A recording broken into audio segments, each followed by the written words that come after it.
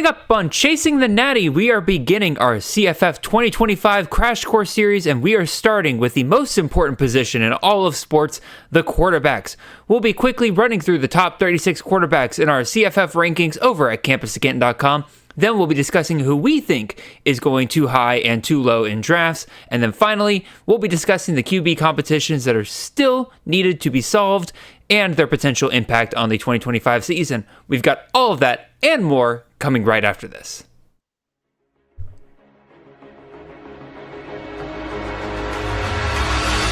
Sellers picks his way to the right and is tripped up, reaching for the end zone. Touchdown. What a start. Give it to Reed, and there he goes. Nobody's going to catch him. Touchdown. It's caught. Jeremiah Smith. Touchdown, Ohio State. The legend grows.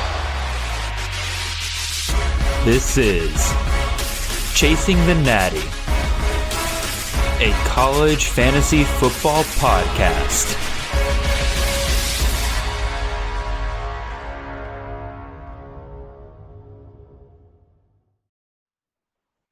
All right, welcome in everyone. This is Jared Palmgren, host of the Chasing the Natty podcast. Hope you guys are having a wonderful ride to your work on this Monday morning. We are the College Fantasy Football Podcast on the Campus of Canton Podcast Network. You can find us on all of your podcast feeds and on YouTube every Monday morning during the off season at 6 a.m. sharp. If you want to support the great work we do here, head on over to campusofcanton.com. Subscribe there with any of our phenomenal tiers.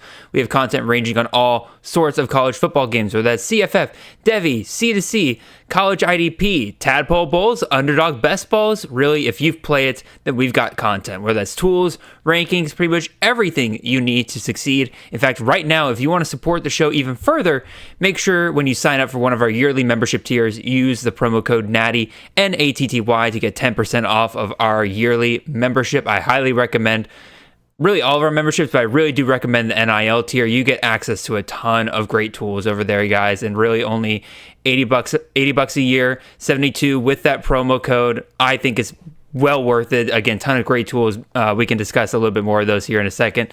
But if you can't do that, totally fine. You can just show us some love by leaving a like, a comment, a subscribe on the YouTube side of things. On the podcast side of things, just leave a 5-star review. Make sure you're following the show. Not only does that show us support, but also just the game of college fantasy football in general support. If you have any further questions or want to get in touch for whatever reason, you can find me in the show on Twitter. I'm at CFF_Jared. The show is at Chasing the Natty. And the handsome, newly French fellow joining me today is Mr. Chris Moxley. Chris, welcome back to the show, man. I'm sure you have been super busy with your international move the last couple of months. Obviously, us working on the CFF guide, I'll put a promo for that in here in a second. But how you doing, man? How you enjoying? I love that despite the fact that you are now a Frenchman, you are still wearing your Hawaiian shirts. You can take the well, I guess I was never in Hawaii, but you know the you know what I'm saying. I get what you're saying. The man out of Hawaii, you can't take the Hawaii out of man. But yeah, it's been a really hectic couple weeks, but I'm happy to be on, and we're getting really close to the start of the season, so we need to start making some more plans, more appearances, and whatnot. So I'm excited to be here. I'm glad that I was able to be one of the first to bring you back on here, and again, we'll be discussing quarterbacks today, a subject that I know you got a lot of thoughts on. But before we get too far into that and everything, Mox, I do want to take. I mentioned in the kind of the spiel there to start and everything, but one thing I do want to kind of start doing is talking a little bit more about some of the tools we have over at campusofcanton.com and some of the great things, because we've updated a lot of the tools. We're kind of getting them all ready for the 2025 season. So I guess I'll ask you, Mox, since you are the guest, what is your favorite tool that we have over at campusofcanton.com? Oh, I think our roster management tool is the best thing we do. What this tool does is you put in your league ID, select your team, and then you can see our rankings on the website reflected in which players are available, right? So it'll go through the pool, it'll pull out players who've already been picked or already on rosters, et cetera, and tell you who's the top players available. So when you're drafting, you know who to take based on rankings, right? This is true for college fantasy. This is true for Devy. This is true for Campus Canton leagues. Mm-hmm. I think it makes life really easy for drafting, because sometimes the player pool is kind of weird and it's not easy to sort, and ADP doesn't really get you where you want a lot of the time. So unless you're up uploading like custom ranks every time, it's tough. So I mean, I use that tool all the time. Like it makes my life significantly easier, and I think a lot of people like it. And there's a couple other things that tool does too, but that's really the main for right now for drafting is how I would use it. We were joking in the Discord the other day where somebody was asking, like, can we like make a similar tool that tells people who to drop from their rosters? Because it is right about that time with supplemental drafts and stuff like that. And I said, I don't think it would be terribly hard for like Jarek to add a setting that just filters your roster by guy is not on any of our C2C, CFF, or Devi rankings. If he's not on any of those, you probably should drop him. Yeah, it's roster turn talk. So that tool can help you there, but rankings we got you covered in a lot of different ways. Oh, for sure. Make your life easier. So I'm not sure I can, in good conscience, give Jarek another task. No, for real. But speaking, shout out Jarek for helping get my favorite tool that we have on the website up and running, and that is my draft predictor tool. I'm a little biased because I basically built the backbone of this. Jarek took it and did all the actual coding to put it onto the website, making it very nice and pretty. But I did all the calculations and set up the formula and everything like that. And basically what this tool does is it's like ADP, but better, in my opinion, because it takes the ADP data that we get. And, ADP is just, averaging where players are going. But this tool takes into account the range that players are going in, right? So it gives you a really good idea of what's the likelihood that a player with similar ADP to another player is actually going to be available in that next round, right? You got guys like, we'll discuss today, a guy like Matthew Sluka, where he has a much greater range of where he's going in drafts than a guy like, I don't know, I'm shooting from the hip here, but a guy like, let me look at our ADP. Let's see. Where's Luca? Found him. But a guy like Sawyer Robertson.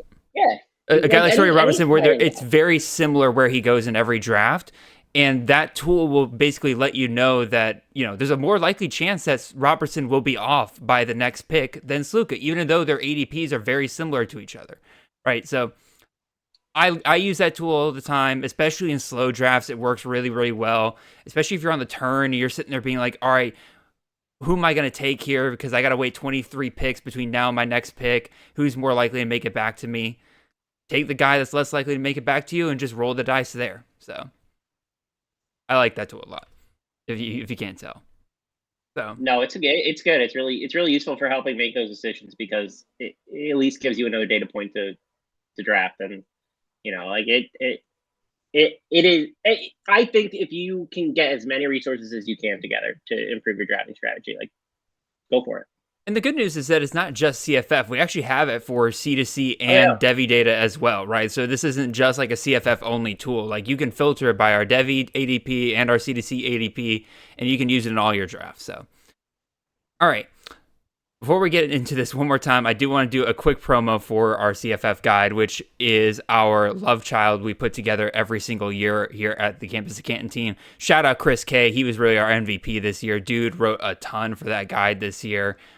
Just want to give him props on that. But again, props to our entire CFF team, including Moxley, including Nate Marquise, Ethan Sowers, Justice for putting together the defensive stats section towards the end. Obviously, Dwight and Moxie as well for editing the guide and such. Like, it is really the best value, in my opinion, on the market. It's $20 and you get 270 plus pages of CFF content. You got team profiles on every single team in the FBS. You got player rankings that go deeper than what we're going to be discussing here today.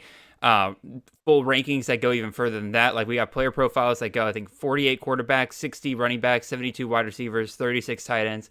Rankings that go even further. I added Power 4 rankings this year due to the request by so many people. So if you're looking for Power 4 only rankings, they're there. And there's just a ton of extra stuff at the end as well, like a mock draft that is built from our ADP. Like trend analysis, right? In terms of like which players are, rising as the offseason goes off, which ones are falling, why is that? Stuff like that. So tons of great stuff. Easily one of the best values out there, $20. Go get it now. If you are part of the NIL yearly membership tier, you will get that guide for free. And if you're part of the, scholarship tier, which is the next tier down, you can choose one guide to get for free each year if you're part of the yearly membership, and I would highly recommend you make that the CFF guide. No bias there whatsoever. No, it was good. It really came together with some new stuff too this year that I think was pretty cool to get in the guide. But yeah, I mean it's one of my favorites to write. It really gets me ready for the season. I feel like that's at the point where I'm most prepared. My favorite part is when we get towards the end of the team profiles and there's all these teams that nobody wants to write about. Usually it's like Army, Navy, worst teams in the CUSA. No, it's like I think it was Marshall and Old Dominion were the last two teams written this year, and I took on Marshall and they took on Old Dominion. But like it is fun to kind of research some of these teams that you're like that you, for the most part, you don't want to look too much into because you don't really trust that team too much this year. But, I was able to find a couple of guys because of my research, and I'm like, maybe I add this guy to my rankings. Like, I'm a little bit higher in Kadarius Callaway at New Mexico State now because of it. I'm interested in that Marshall running back situation to see who potentially comes out of that because, again, they got Rod Smith there, and, that's a heavy RB1 workload there. Shout out to Sean Barbie.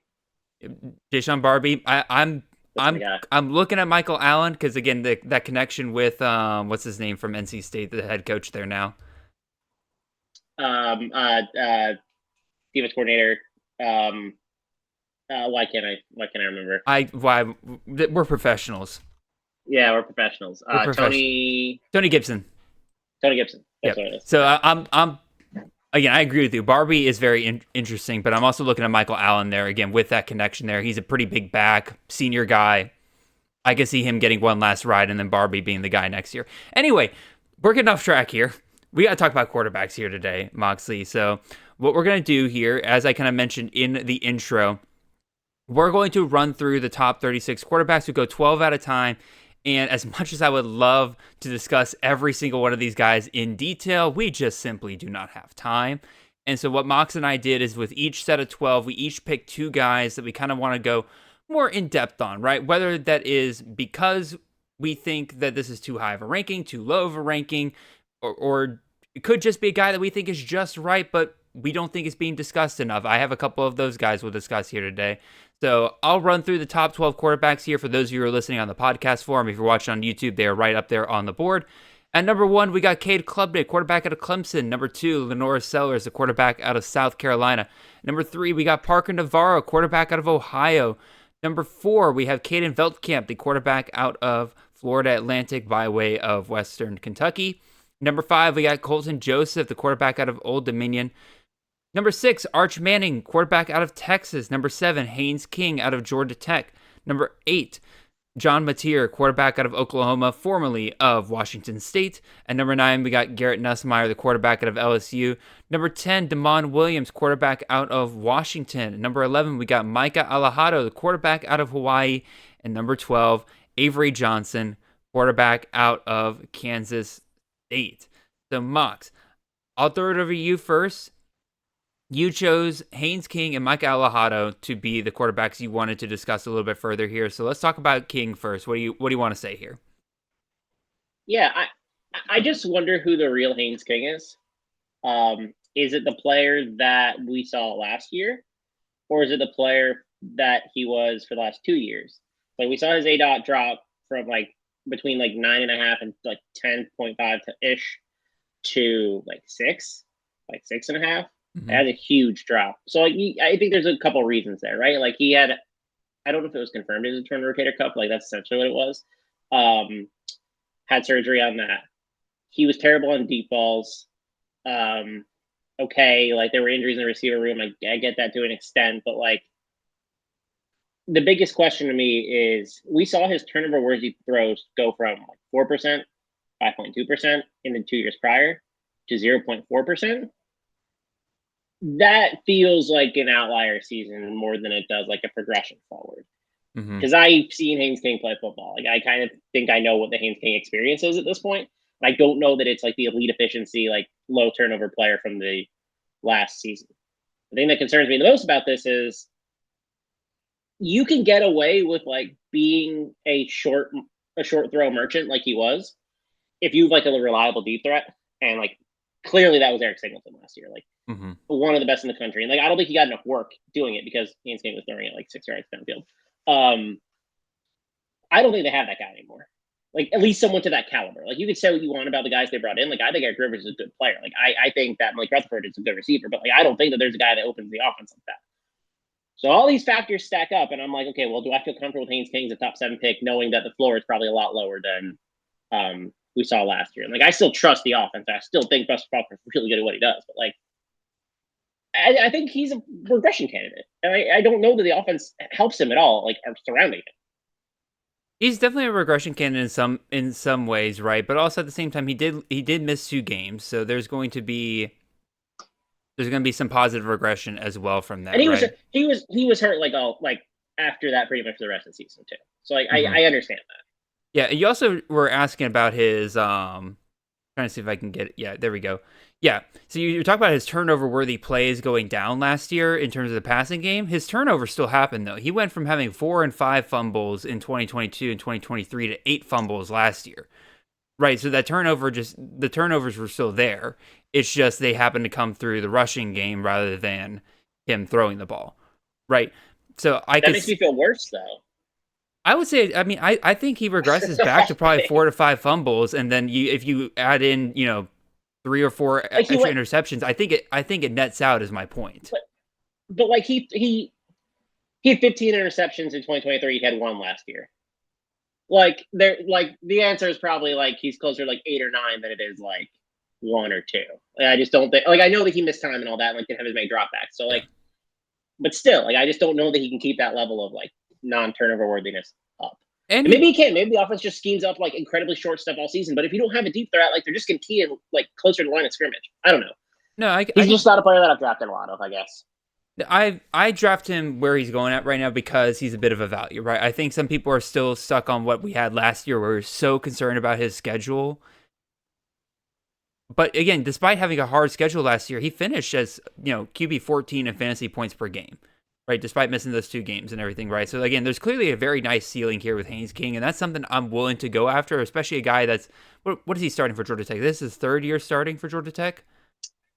I think it'll be his 3rd, yeah. So I know other people are kind of concerned about, like, oh, are they going to do the QB hokey pokey thing like they did a little bit last year with what's his name, Philo, coming in every once in a while? Who is better than Haynes King, by the way, but we don't need to have that discussion here today. I mean, like, if you want to have that discussion, we can. But I'm just saying, like, despite them doing that last year, King was still, top 15 in fantasy points per game. That's a kind of a common theme we'll have a little bit here today, is that we have to remember that at the end of the day, we're looking at fantasy production and not, actual quarterback play. We don't care how they get the stats. We just care they do get the stats. I think that'll be you're right. That'll be a theme of the show. So, but no, I totally get it. I've drafted plenty of King, mostly because I wait on quarterback, right? And he is a guy that'll fall into the 7th round a lot of times, and that's where I'll just grab my first guy there. Plenty of upside. Yeah. I feel pretty comfortable with that, but I also totally understand the concerns. So, yeah, I think he should be like quarterback 12, not quarterback 7, or like quarterback 12, 13, like not 7, based on the rankings. Like, I don't hate Haynes King. His ADP is more in line with what you're talking about, though. He's currently going as QB 14 in ADP, which again is where I grab him. And that explains that bakes in the floor, right? And like, so I get it. But like, he goes high in underdog drafts too. Like, he's pretty popular in best ball because like he will even out pretty well at the end of the season. Yeah, I'll need to draft a few more best balls to see if I get any shares of him there. But I agree with you that he does seem a bit more popular in that format. What about Micah Alejado? What are your thoughts on him? Obviously, this is a big name that we've discussed quite a bit this offseason, considering the incredible game he had against New Mexico towards the end of the season. So he's really interesting, and I kind of put him on here just to kind of open the discussion on him more than having a solidified thought one way or the other. So I think, and it's a pet peeve of mine, and I say this a lot, and more as it relates to C2C, but like I think it's applicable here as well. Just because a player has not like had a million starts in college does not mean we have a baseline for what they are, or like kind of who they are. Like, this is a player who had like 32, 35 touchdowns and like 1 interception or 0 interceptions in his last year at Bishop Gorman, which is like a very high end school in Nevada for recruits. Like, we know that he's good. Like, he 70% solid completion percentage every year. Like, we know that this player can pass the ball, right? Yeah. Like, Bishop Corbin beats up on their competition, whatever. But like, if he wasn't like the size of a Smurf, like he would be in the power four. Like, that's not the issue here. So like, we know that this player is talented and like probably level appropriate based on like his like physical shortcomings. But I hear a lot of people say like, well, we don't know that was the game. Like, I think what we saw from him at the end of the season like reflected the upside that I think we had prior to the season. Like, he made our freshman 50. He was a top 30 quarterback in Cam's rankings. Like, Yeah. as a recruit, like, this is a player that we liked. On the other hand, like, I don't know how much rush upside that he actually has. Like, how many? If I was to ask or like post a line, like, what do you think that rush line should be? Because like, So I think people think he has like 500, 600 yard rush upside. Like, I don't know that that's the case. No. I definitely don't have him there. So I'm looking at my projections right now, and I've got him at 391 in terms of rushing yards. That's a lot more fair. And I've, again, just based on his production alone, again, granted, very limited sample size in college, right? I got him at 350 based on the system, upwards of 330 or 434. But again, a lot of that's based on Braden Shager, who I do think is a little bit more prone towards the rush, at least given what we got last year. So, but yeah, I would set the line right around like 350. I would say is where I would put it. I think that's fair, but to have him go as like a 6 or 7, like a top 6, top 5 quarterback, which he does a lot, like that's not an unreasonable draft expectation. Like, well, the ceiling isn't really there. The ceiling is there from a passing perspective because they're going to like be a top 3 passing offense in like neutral game scripts, and like they obviously ran at a crazy pace. So like, obviously the floor is there. I just don't know that there's like ceiling without the rushing. I just don't know that exists at least a high enough level. I think it absolutely exists because, again, my projections currently have Alejado at 4,300 passing yards, and granted, I don't think he quite reaches that. I've got a confidence rating that knocks him down a little bit from that, but just raw projection has him at 4,300 passing yards. Like, he impressed a lot. Again, he obviously. But he also played the worst defense in the country. Well, I agree, but this is incorporating both him, what he did last year, and also what Braden Shager did. Now, Braden Shager is like the opposite end of the spectrum, right? You're talking about 6.6 yards per attempt. I don't think we're looking at 6.6 yards per attempt for Micah Alejado. I think he definitely kind of fits. He finds himself somewhere in the middle, and if he's as good as we expect him to be, we are probably looking at around 8.5, 9 yards per attempt. And that could be absolutely phenomenal in a passing offense like Hawaii. Because he had 11.9 yards per attempt last year. I just don't really put any stock into like his last year's performance. I to me confirmed that he's a good player. But like beyond that, I just don't know how much there is. I don't know. Like 4,000 yards is like, how many yards did you say? 4,300 on 465 pass attempts. That would lead the country in terms of, well, outside Cal McCord last year. That would lead the country in terms of like passing yards per game. Like, I just don't know that that's a realistic expectation.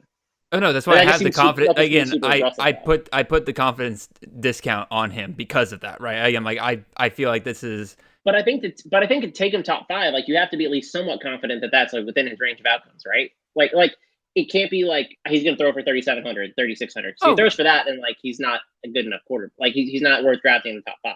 No, I mean I agree. I got him as QB8, right? I think earlier this season I had a show where I mentioned that Michael Alejado being drafted as a top 5 quarterback was too risky, right? Yeah, that's really my only point. Like I think, like I guess the reason I brought him up is like I just think it's a discussion. No, like, it is. I just don't think it's like. I agree. I think it's pretty risky taking there too. I agree. I agree that we do need to be discussing him a little bit more, and that it's not a foregone conclusion that he even reaches top 12 here, right? Again, there's a lot that can still go wrong. We still haven't seen Timmy Chang fully put together that offense yet, right? As much as we liked what we saw in that New Mexico State game, as we've repeated multiple times here, that was the worst defense in the FBS last year, right? So it's a very hard thing to compare it to when that's the only data point that you have. So. Yeah, he's a tough one. I think he's a good player. I do. Oh yeah. I just risky. I if I didn't think he was a good player, I wouldn't have him on my top 10. Just flat out. Fair enough. So well, not going to start that yet. We'll get there. All right. The two quarterbacks I want to discuss in this range are the two G5 quarterbacks we have near the top, right? Parker Navarro out of Ohio and Caden Veldkamp out of Florida Atlantic. Navarro, I'll start with because top 3 QB, pretty dang high bar for us to be putting him at. And that's even more concerning considering that, Ohio is opening with Rutgers, West Virginia, and Ohio State, right? So that's basically 3 weeks that you don't feel comfortable at all starting him in, right? Just at least compared to the rest of the 9 games that he gets after that, right? Once he gets into MAC, you're looking at potentially elite production. That's what we got last year, right? So my question, Mox, is my answer is I think it's worth it because I still have Parker Navarro as my top 3 quarterbacks. Because again, you are talking about once he gets through those 3 games, you could be looking at 35 fantasy points per week if he's used in a similar way as he was, like 30, 35 fantasy points per week if he's used in a way like it was last year. Right, but I guess I'll ask you, like, do you think that's worth it, or would you knock Navarro down because of that early schedule? I mean, I don't know. I think he's the riskiest of like the top 5 quarterback. Well, I don't know. I have Colton Joseph. Same concerns about him. I don't know. He feels risky, but like he's already done it once against the same level competition. Like he's elite rusher, so like. Unless he gets injured, like, that's part of his bag. Like, regardless of who's calling plays, regardless of what the offense is going to look like, we know there's change here. Like, I don't think it's going to change it to the point where, like, he is invaluable. I also don't think it's so bad that, like, the weeks you're not going to start him, right? Like, you're not going to be taking zeros because he's playing Rutgers and, like, Ohio State. Like, you're just not going to start him. So, like, yeah, it kind of hurts to have your quarterback where you can't play for 3 weeks, but, like, you aren't, and, like, that level of certainty is probably good. Because your other quarterbacks are getting like Texas A&M or like A&M Commerce, right? Like, you can start in them in those weeks. So I think in a best ball, it probably hurts you a little bit more. But like, there's not a lot of G4 best balls. Like most of the best balls are power 4. So like, there's a different calculus when you're making those selections versus like a season long. I would agree. I'll throw out a note for people though. If you're really that concerned about it, you can definitely draft a quarterback like Taylon Green later on. Just play Taylon Green the first 3 weeks. He's got Alabama A&M, Arkansas State. Obviously a bit concerned about that early Ole Miss matchup and everything, but that's a game that Arkansas, I think, can put some points up in potentially. Like, you're not looking at a 30 fantasy point week there, but I don't know, maybe Green can put together himself a 20, 25 point week while Navarro is getting destroyed by Ohio State. Who knows? But yeah, like, again, my thing with Navarro is, like, I still think it's worth it because, like, once he got out of conference play last year, he was a top 10 QB. Yes, there's staff turnover, but it was an internal hire. They're going to use a lot of the same offense and stuff like that, right? He had 5 top 20 weekly performances once he got into MAC play. Like, I think it's potentially worth it. And like you said, you can easily fill in those early weeks. And just really the biggest thing you got to hope for is that Navarro just doesn't get hurt playing against that competition early on. Other guy here, Caden Veldkamp out of Florida Atlantic. We've heard all offseason people talk about the ceiling that this offense potentially has this offseason, right? But does that kind of warrant its players already going top 5 at their respective positions, especially here at quarterback, right? Where we have a lot of returning guys. There's a lot known at this position, pretty much more than any other position, right? I have Veldkamp as QB7, so I'm a little bit lower than our ECR here. But the ceiling's clear, right? 500 pass attempts under Zach Kittley feels like an afterthought, and you can get some rushing production out of Veldkamp this year. Yeah, that sounds like a dream, right? But I think a lot of people have, 2021 West Kentucky, with Bailey Zappi, Jarrett Stearns, like all that's in their head. And obviously that's great all. If I didn't think that was within the outcome possibilities here, like Veldkamp wouldn't be in my top 10. We'd be having a very different conversation here, right? So I totally understand why people like the ceiling of this offense, but I do think people need to consider that there are some things that came together that kind of make that offense so successful in 2021 that I don't think are necessarily here at Florida Atlantic here, right? One, Kittley, Zappi, and Stearns had worked together for years at that point, versus Kittley, Messer, and Veldkamp have had 1 year together, and that was when Veldkamp and Messer were in their freshman season. So, one, they've been apart for a couple of years. Two, not nearly as much time together. Also, two, Kitley and, the rest of the crew were walking into a very previously established program that was already familiar with air raid principles with Tyson Hilton running the show.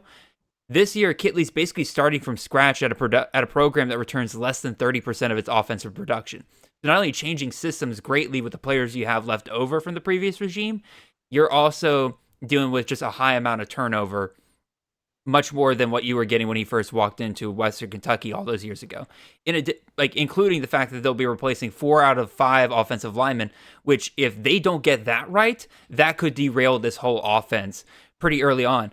Again, this is not me poo-pooing this. It's just, once again, kind of like you, Mox, I'm just trying to open the discussion here of people are like so set on this being like 100%. There's no way this fails at Florida Atlantic. That's why I'm going to draft Easton Messer in the first round. That's why I'm going to draft Caden Veltkamp, in the top. Veltkamp's been a bit more reasonable in ADP. I'll admit. Like, where's he going at? QB5, 4th, 5th round. Still a little steep in my opinion, but like, I don't know. Am I crazy here, Mox? Am I just being a butt here? You're just asking questions. I'm just, asking questions. No. We're not using that rhetoric here, Mox. No, I get it. I don't know where I fall on Veltkamp. He's been one of the toughest players for me to really get a consistent opinion on. I guess I understand the ceiling. I don't think it's Western Kentucky either. Zach Kitley was good at Texas Tech, but I think people expected him to go like Texas Tech Power 4 job, not Texas Tech Florida Atlantic. I don't know that was the career trajectory 3 years ago. I think the shine's a little bit off, but you're basically saying, hey, we think this can work at this level and just volume our way to success. That's what you're saying, period. I don't think Veltkamp's special. I think Easton Messer's fine. 500 passing yards is the answer. I think that's a fine recipe, but that also leaves the floor to be pretty low. When you're banking on system pretty much exclusively here, beating all other factors, especially off the poor offensive line play, then he already had a bad pressure to sack rate last year. It was 20+%, and that was a much better offensive line he was playing behind. He only ran for 270, or he didn't really run. I'm not even sure he ran for that much. But yeah, the floor is low. I think there's a lot of ways it can go wrong, but obviously the ceiling keeps him top 10. Yeah, the ceiling's there, right? I mentioned Alejado, raw projections 4,300 passing yards. My raw projection for Veltkamp's 4,187 for passing yards, and even more touchdowns, right? 39 touchdowns on the board here.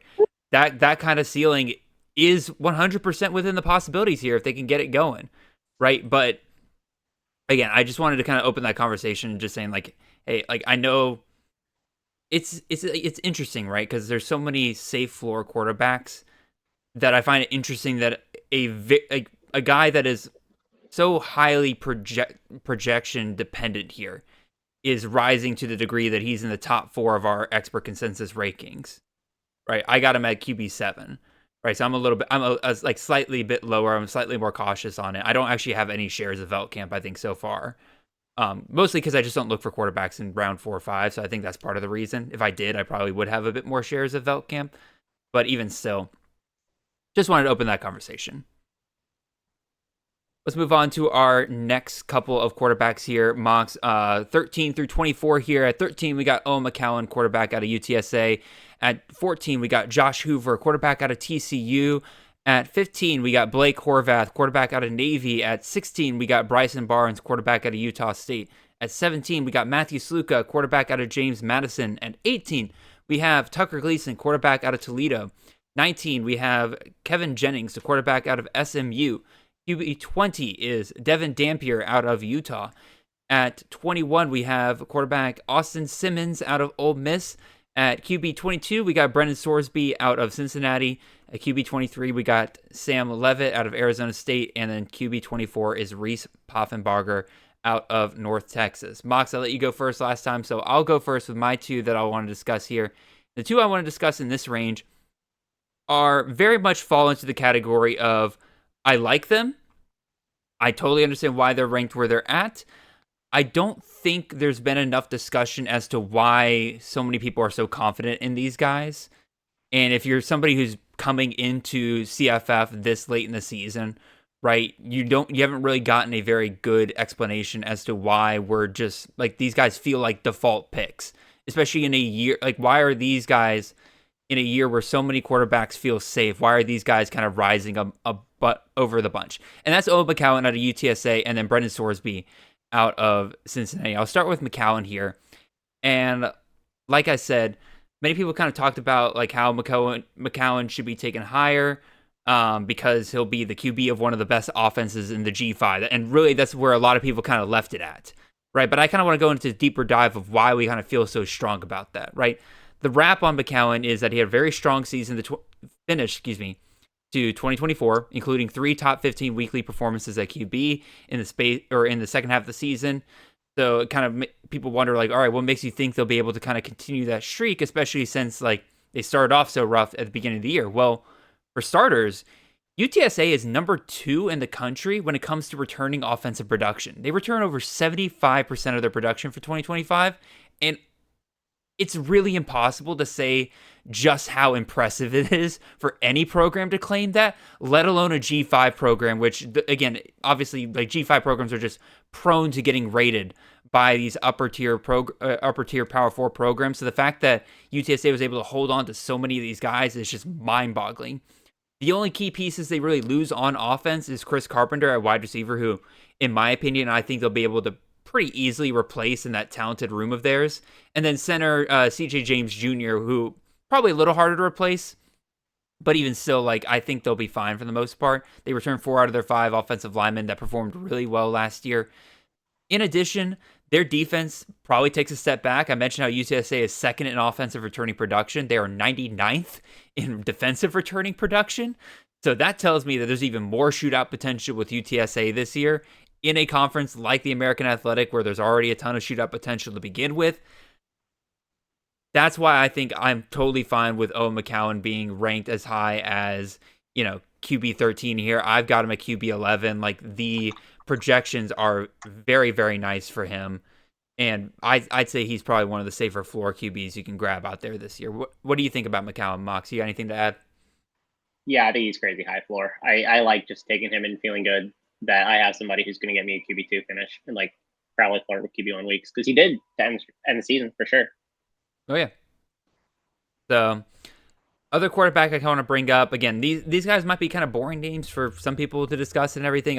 Again, some of the other names that are a bit more controversial in this range, like Sluka, Horvath, guys like that we will get to later. But I do want to discuss Brendan Sorsby, another guy that I think just kind of flown under the radar for the most point, and he is, a little bit more under discussed this year. Not that he's being forgotten in drafts or anything. He's QB 29 in drafts. We got him as QB 22, but I do think that that people need to remember that Sorsby isn't just like a floor play, right? He finishes QB 16 in CFF 2024 on, quite frankly, one of the worst teams in the Power 4, right? I'm expecting some pretty big improvements for Cincinnati this year. I think they'll be a bit more cohesive of a unit. They returned a decent amount of offensive production. They're about 52%, which is top 35 in the country. Again, pretty impressive for a lower tier Power 4 school not to have a lot of their big guys poached from them. I do think the offensive line is a bit of a issue. They lose 3 out of their 5 starters. So as I said with Florida Atlantic, if they don't get that right, that can definitely kind of set things back. But I think people do need to remember that same as last year, and the reason why we like Sorsby as a late round pick last year, this offensive staff once gave us Malik Cunningham. Like, that's the kind of ceiling we are looking at here with Brendan Sorsby. He's got really good dual threat ability. He already proved last year he could be productive in CFF.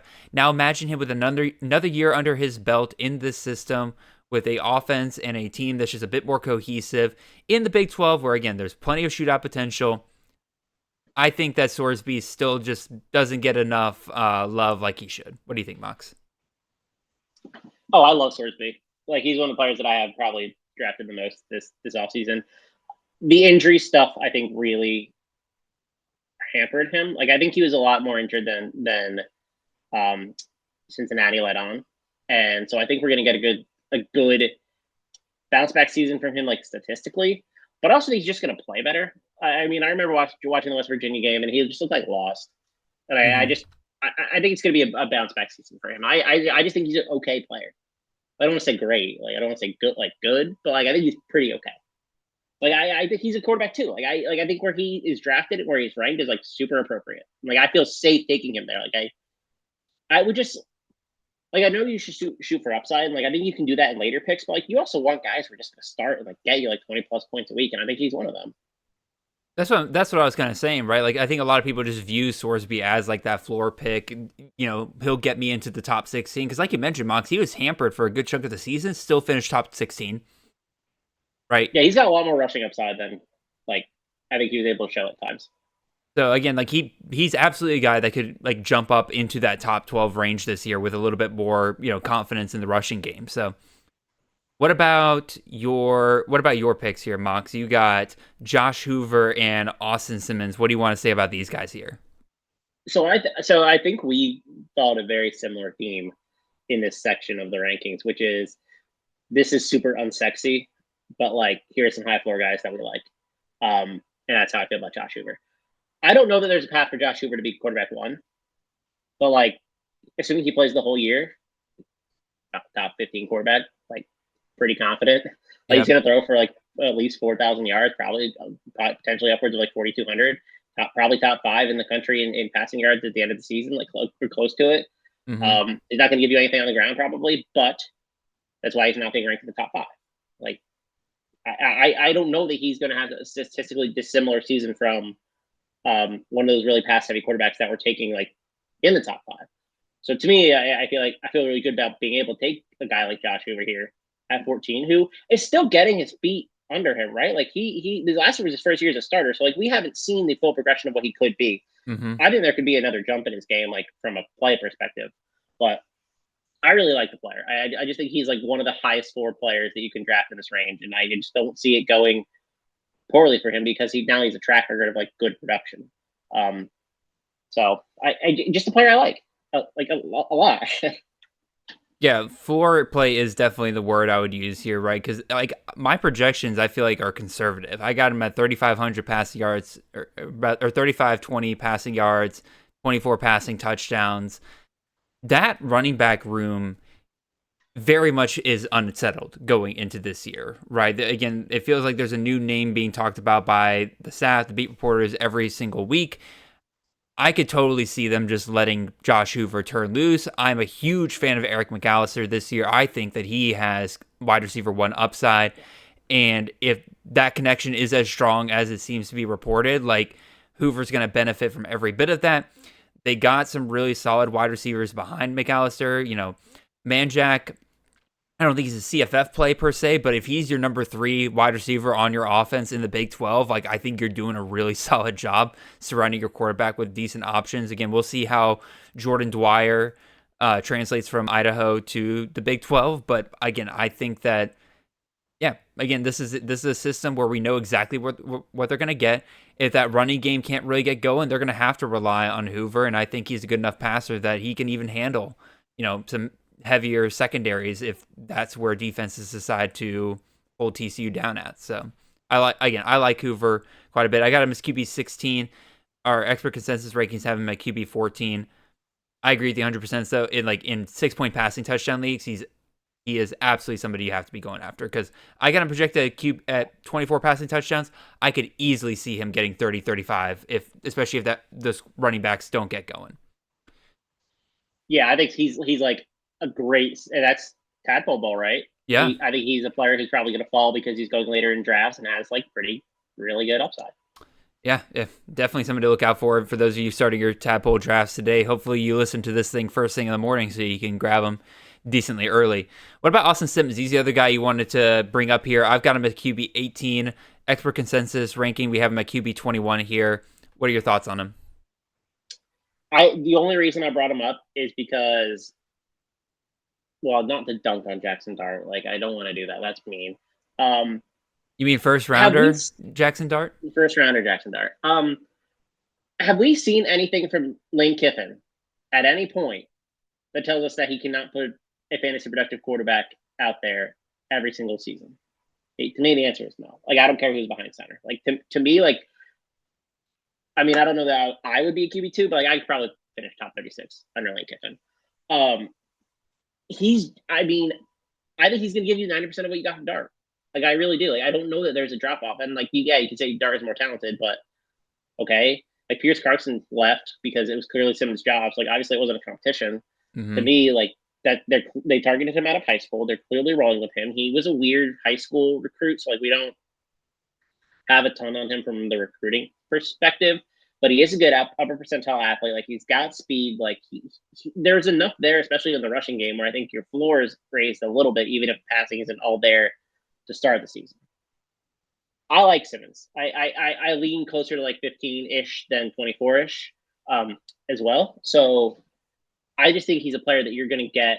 You pretty much know what you're getting out of weekly, and like, that's the theme of this section, in my opinion. But just a safe-ish player. I don't know. Like, I look at Matt Corral. I look at Jackson Dart. I look at like all the guys that have been there, and I'm like, they all, like, none of them are very good, in my opinion. I just don't know that Austin Simmons is all that different. Like, I think people are concerned with it. They're like, "Oh, Dart was so good." Like, I'm like, yeah, but like, who cares? Like, honestly, who cares? And Lane Kiffin is very much just F it with his offenses, right? Like, he's gonna let his guy go out there, everybody open, yeah, all the time. Like, you just have to hit the player. Like, it's not even that difficult. Exactly, right? And so, like, I'm looking at my projections for Austin Simmons, and you alleviated a bit of my concern, right? Because like, I think Simmons will be fine in the passing game. Like, I saw it firsthand as a Georgia fan last year. He came in for one drive and diced up our defense. Oh yeah, like it was brutal to watch on my end. I think he'll be fine in the passing. I think he's perfectly there. I just wasn't really entirely sure what to do with his rushing because we didn't really see a ton of it last year. And so I was kind of worried of like, okay, is this like a bad sample size to kind of look at? Because based on his sample size last year, right, we're looking at, about anywhere from 470 to about 520 in rushing yards. And so I was like, okay, maybe they don't run him as much as like they did Dart, right? And I could be in trouble here. But like you said, if he's got the athleticism, if he's got the speed, I totally see them running him just as much as they did Dart.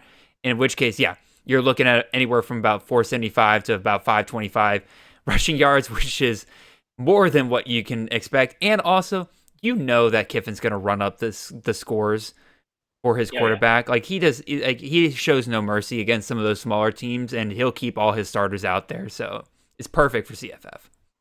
Yeah, I mean, so he's a 71st percentile speed score, and like, to me, that tells me there's rush upside there, even if we haven't seen it in totality. The one thing, well, I don't know who listened. I don't want to say that. Never mind. His recruiting process really concerned me. He had a 5.34 GPA, which sounds great until you learn that he was homeschooled.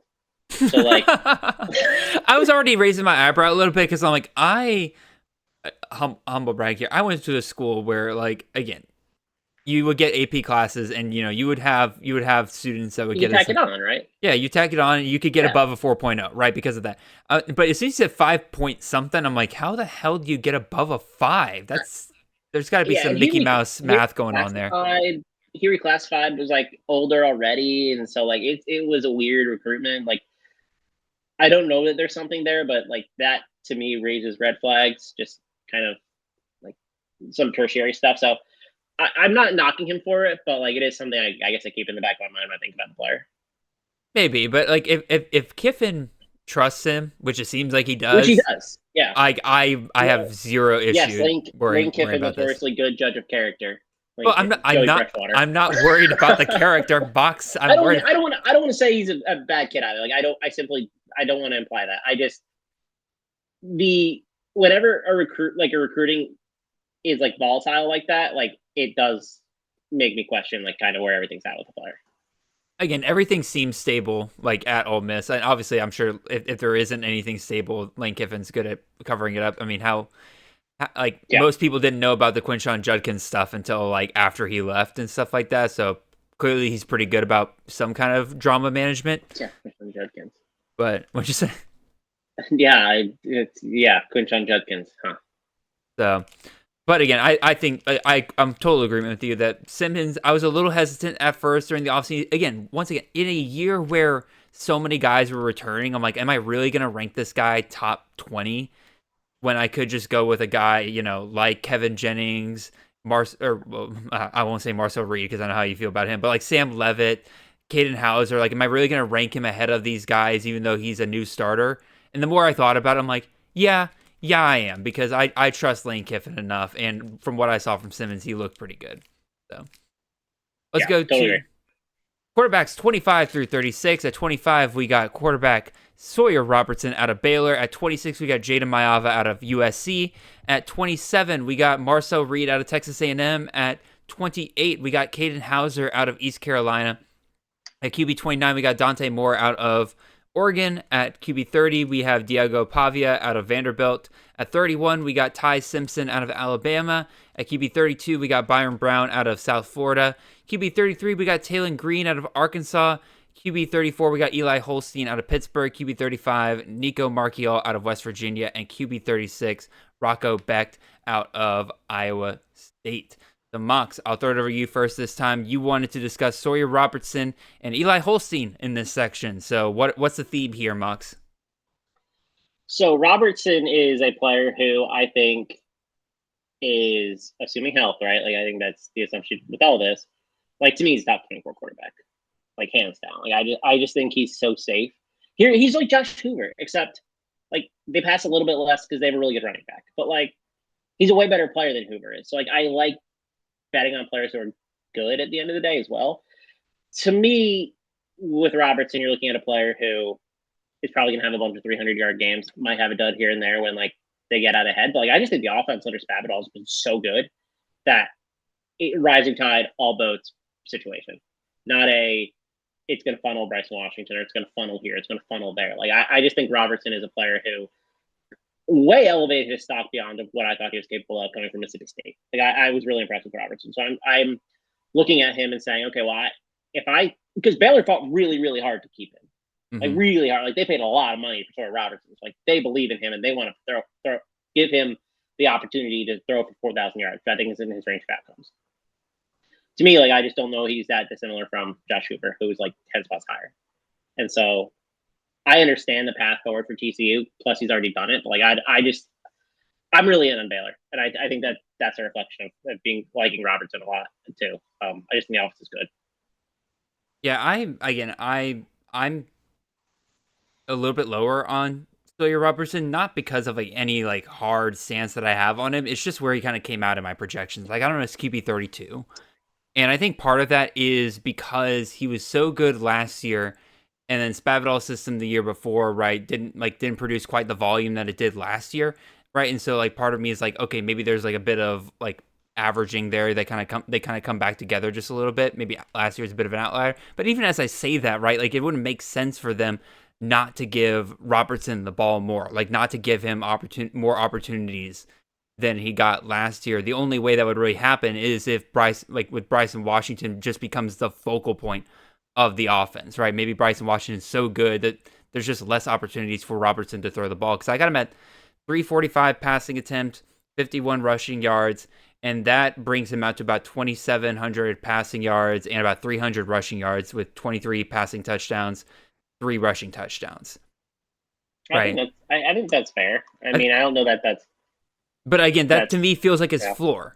Like, I think I'm projecting him at his floor, which is a good thing for like when you're drafting him here, right? Like, I would say his worst case scenario is QB 32 this year. Like, everything's too good for him coming back. They return a ton of guys. He's got his best offensive receiver coming back, who I'm definitely a little bit more down on than most people. It seems there's like a cult growing around Josh Cameron right now.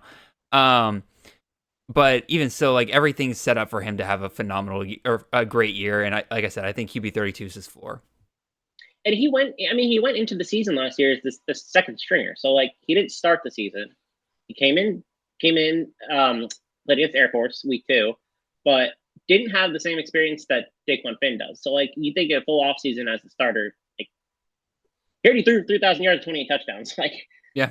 I mean, to me, that tells me there's more on the belt. So I like it. I'm trying to take a look at what he finished fantasy points per game. He finished QB 26 last year. Yeah, in fantasy points per game. Like, his score is 26, and that probably includes the games that he didn't start, like where he threw for like 5 times against who they played, Tarleton week 1. That is true. Yeah, it does, because he scored where is it? I just saw it. Yeah, 6.68 fantasy points in week 1. So, yeah, it definitely brings his average down just a little bit there. What about Eli Holstein? You want to bring him up as well? Oh man, Eli Holt. I don't want to be mean because I know this show gets clipped apparently, so I don't want to be on the graphic now. Do it. I have not drafted a single Eli Holstein share this offseason. I'm not in the business of drafting quarterbacks who I think are legitimately could lose the job because I don't think they're a good enough passer. After the North Carolina game, what is your favorite Eli Holstein game? Is it 133 yards and 0 touchdowns, 2 interceptions against Cal? Is it 108 yards and 2 touchdowns against Syracuse? Is it 248 yards on 48 attempts, 0 touchdowns, 1 interception against SMU? Or 23 attempts, 121 yards, 0 touchdowns, 0 interceptions against Virginia, then he got hurt against Louisville, where he had already thrown an interception in the first quarter. What's your favorite of those 4 games to hang your hat on Eli Holstein? Because I don't have one personally. I'm not sure I can pick one. Maybe the one where he played against Syracuse and was efficient, and then they ran up the score through 6 picks. Maybe it's that one, because all his good games came against Youngstown State, Cincinnati, West Virginia, Kent State, when the offense was new and innovative. Oh, well, he's a good rushing floor. Yeah, but more than 25% of those came against Youngstown State. So No, hold on. I'm all right. I'm going to do this. This is going to become common now throughout the rest of this episode. I'm going to go devil's advocate for Mox. I do like Eli Holstein. First of all, we're not drafting. Wait. Are you not done? I'm sorry.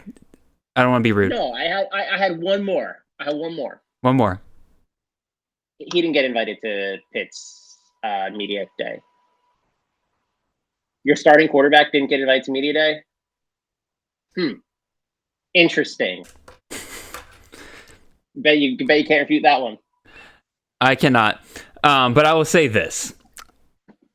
You were talking about how Sorsby got hurt, right? And he was more hurt than He was more hurt than the staff was letting on, right? You don't go from games of 59 rushing yards, 93 rushing yards, to 76 rushing yards, to never hitting over 20 rushing yards the rest of the season without something hampering your rushing ability, right? I think I think Holstein was hurt to finish the season, right?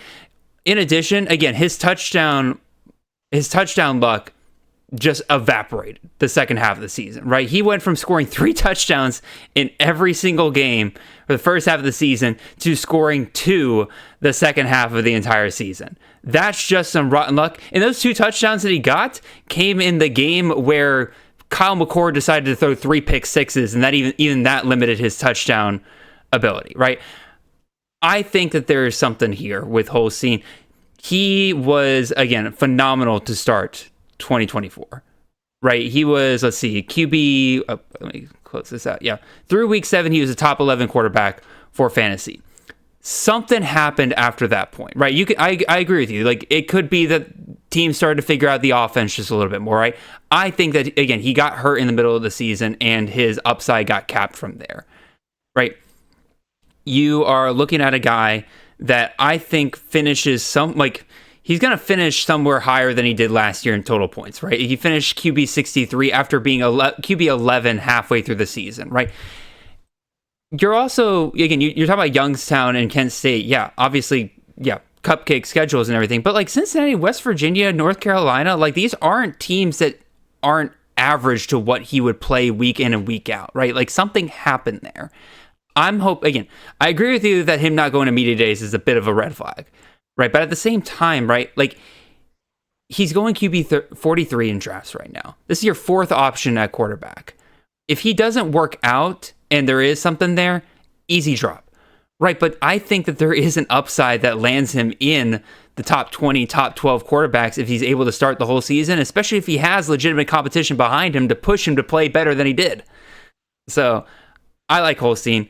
I think he's a fine value right now. Again, we've got him at QB 34, which is higher than what ADP has him at right now, but that's also because me and Chris K are pretty high on him. Let's see, where do I have him in my rankings? I got him as right at QB 35. So. Yeah, I mean, I understand the rushing thing. I do. But, he was still running the ball. It wasn't like he wasn't running the ball. He just wasn't getting the yardage. And he takes a ton of sacks. He's so bad holding on to the football. Like even when he was running for like 90 yards, he's still, or like a crap ton of yards. What was it, like 50, 80, 100 or whatever? Or that's pre-sack, whatever. He's still taking like 3 or 4 sacks a game. And then he fumbled it 9 times. He had like games, like multiple games with multiple fumbles. To me, it's just like, I just don't know that he's any good. Like that concerns me. Like I don't know that they're gonna keep him throughout the season if he's not very good. Again, we'll definitely see. I know they brought in the FCS transfer. I need to check one thing real quick because I'm looking at those stats or those rushing stats, right? And I'm trying to see if I can find what his number of designed runs were at like throughout the season, right? Because he's mentioned he started taking a ton of sacks, but those get counted as rushing attempts, right? So let me see if I can find designed runs for him throughout the season. Come on, PFF, help me out here. Where's designed rushes? Am I just dumb? Do I just not know where to look? He had 124 designed yards, and like most of those came against Youngstown State. Again, like that's where he had like 90 yards. I mean, he's not a bad athlete. Like I think he should be a tight end. Like he's obviously a good athlete, but like I don't know. My issue is more with the ranking than it is the ADP. Like I just think that's really high.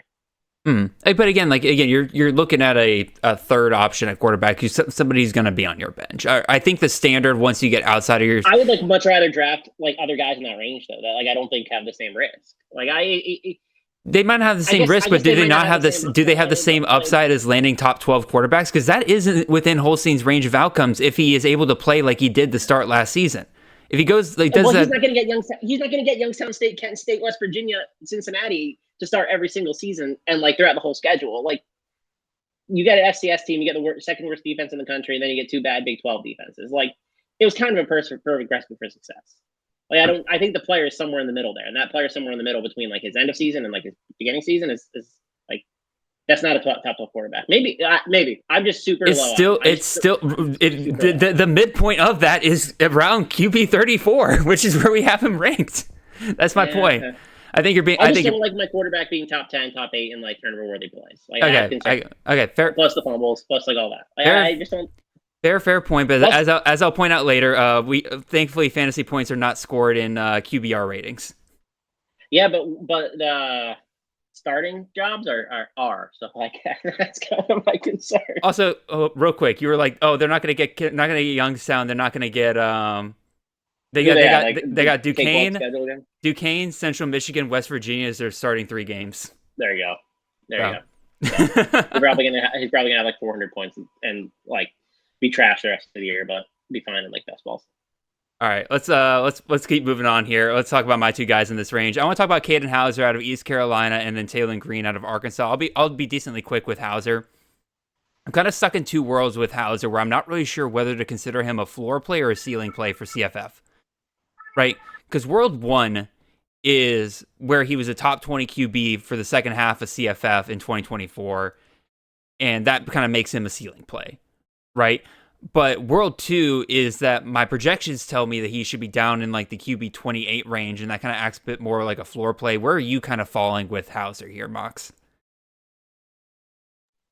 Yeah, so I do something every offseason where I basically say, okay, what's the mean expectation of touchdowns based on how many yards you have, like both passing and rushing. And I know service academies are a little bit different, but still, like, they still work like touchdown averages at a high level. He scored 6.2 more than like expectations. Like, that's still pretty high. It concerns it. Like, I think he was way too efficient last year with touchdowns, and so that comes down. We had a problem.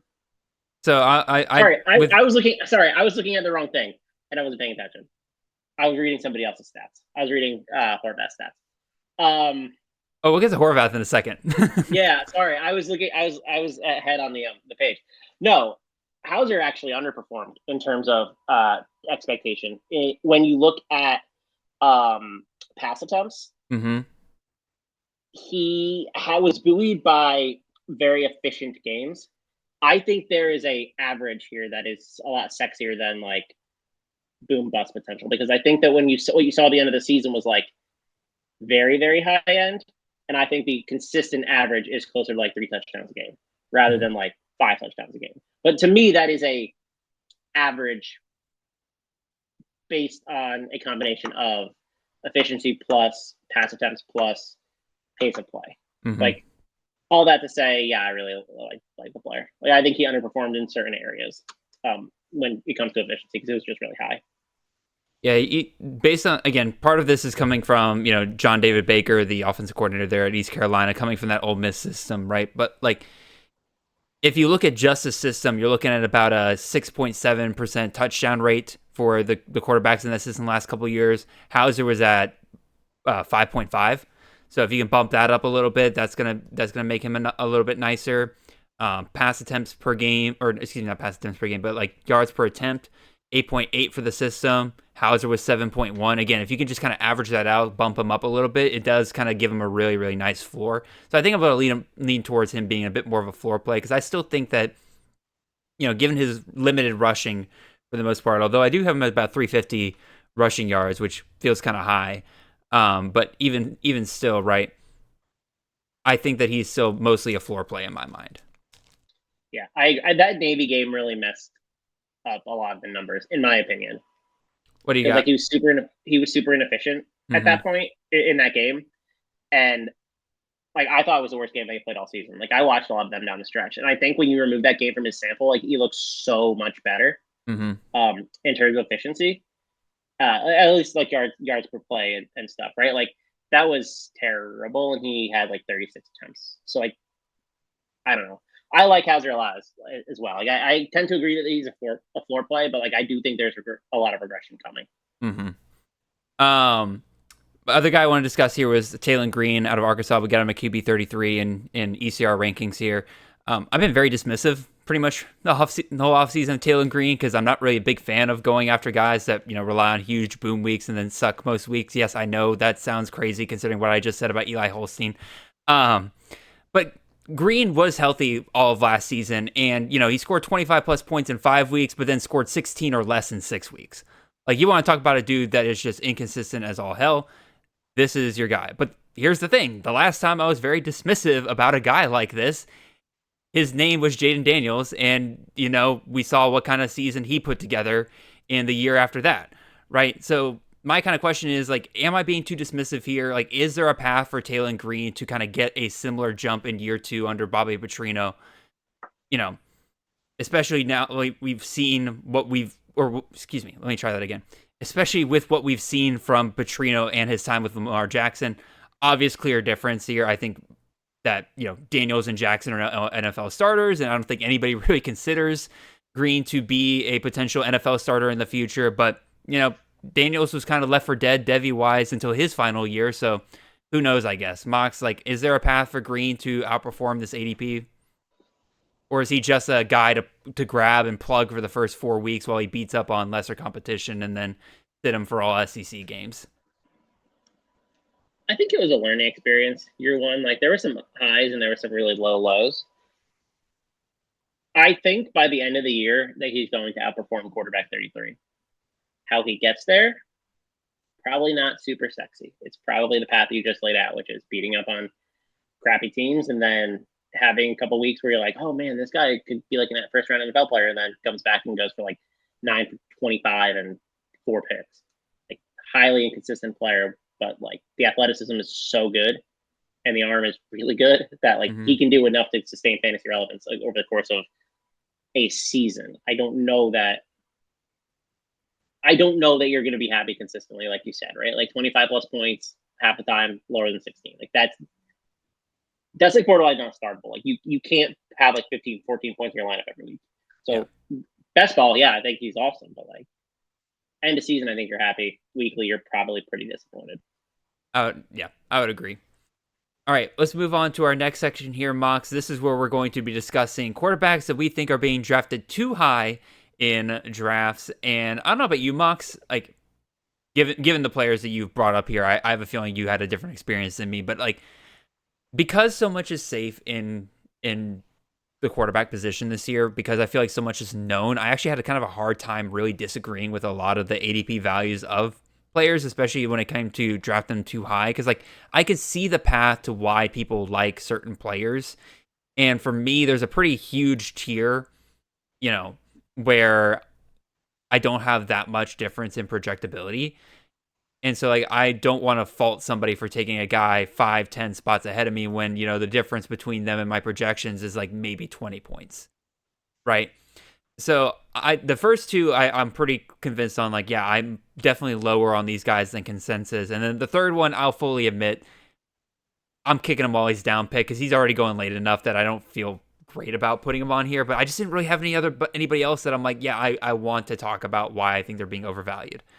So we'll start with my first one here, though, and that is Blake Horvath out of Navy. This one got the attention of Colin over at C2C, where he asked me, why do I hate Horvath? Because ADP has him at QB 12. I have him at QB 34, which, considering a lot of people might be looking at his performance last year and saying, like, what the heck? How do you not have this guy, like, top 12 on your teams, considering, him and Daly just rewrote the record books when it came to triple option quarterbacks last year. And I'm just like, I think there's some serious potential for regression here, right?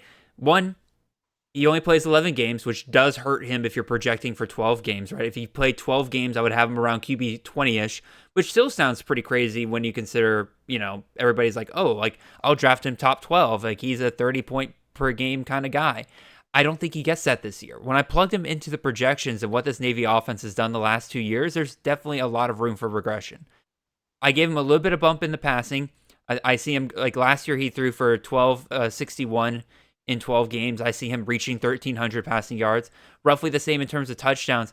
It's the rushing that I see him regressing on a little bit, right? I think they'll need to this year to rely on some of their other backs to free up some space for Horvath, right? Last year he ran for about 1,153 yards. I've got him projected for about 957, which obviously sounds great, but that's a huge step back from last year. Even more so, his rushing touchdown, like, he got 15 last year. I'm projecting him for about 11.5 this year. So all in all, that takes his fantasy projection down by about 40 points over the whole course of the season. That's enough for it to be about a 5.5, 6 point drop in weekly fantasy projections.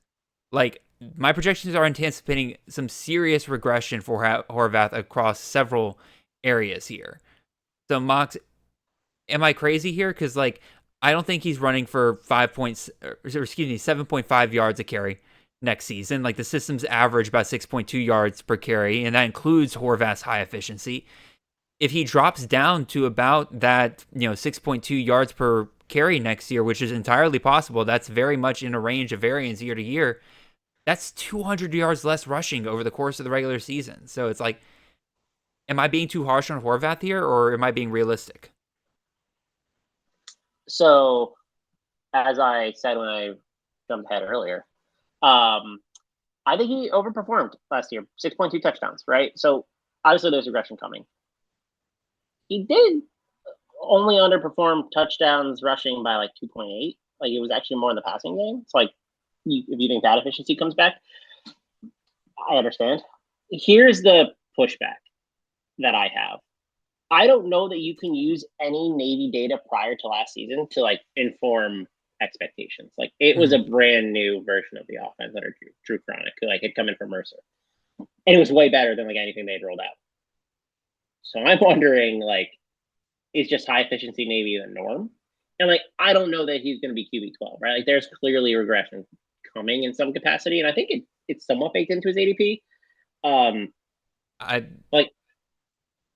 I find it hard to believe that he's not going to be one of the most efficient, like, touchdown per yard players in the country again.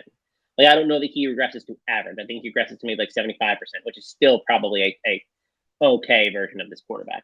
So I think you're a little low, but I don't know that I'm, like, QB1 positive, especially with the game, right? Like, that the lack of a game hurts.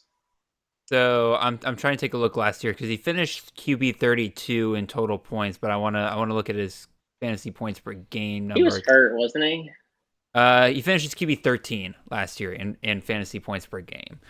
That sounds about right. So again, like, I feel like we're drafting him at his ceiling right now. Absolutely. Because last year was his ceiling.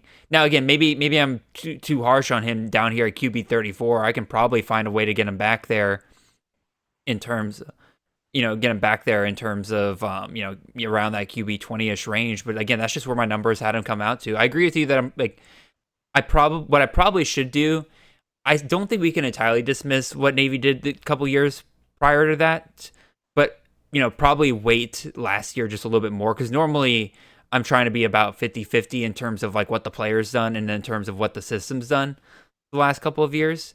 And so maybe I wait last year's numbers just a little bit more.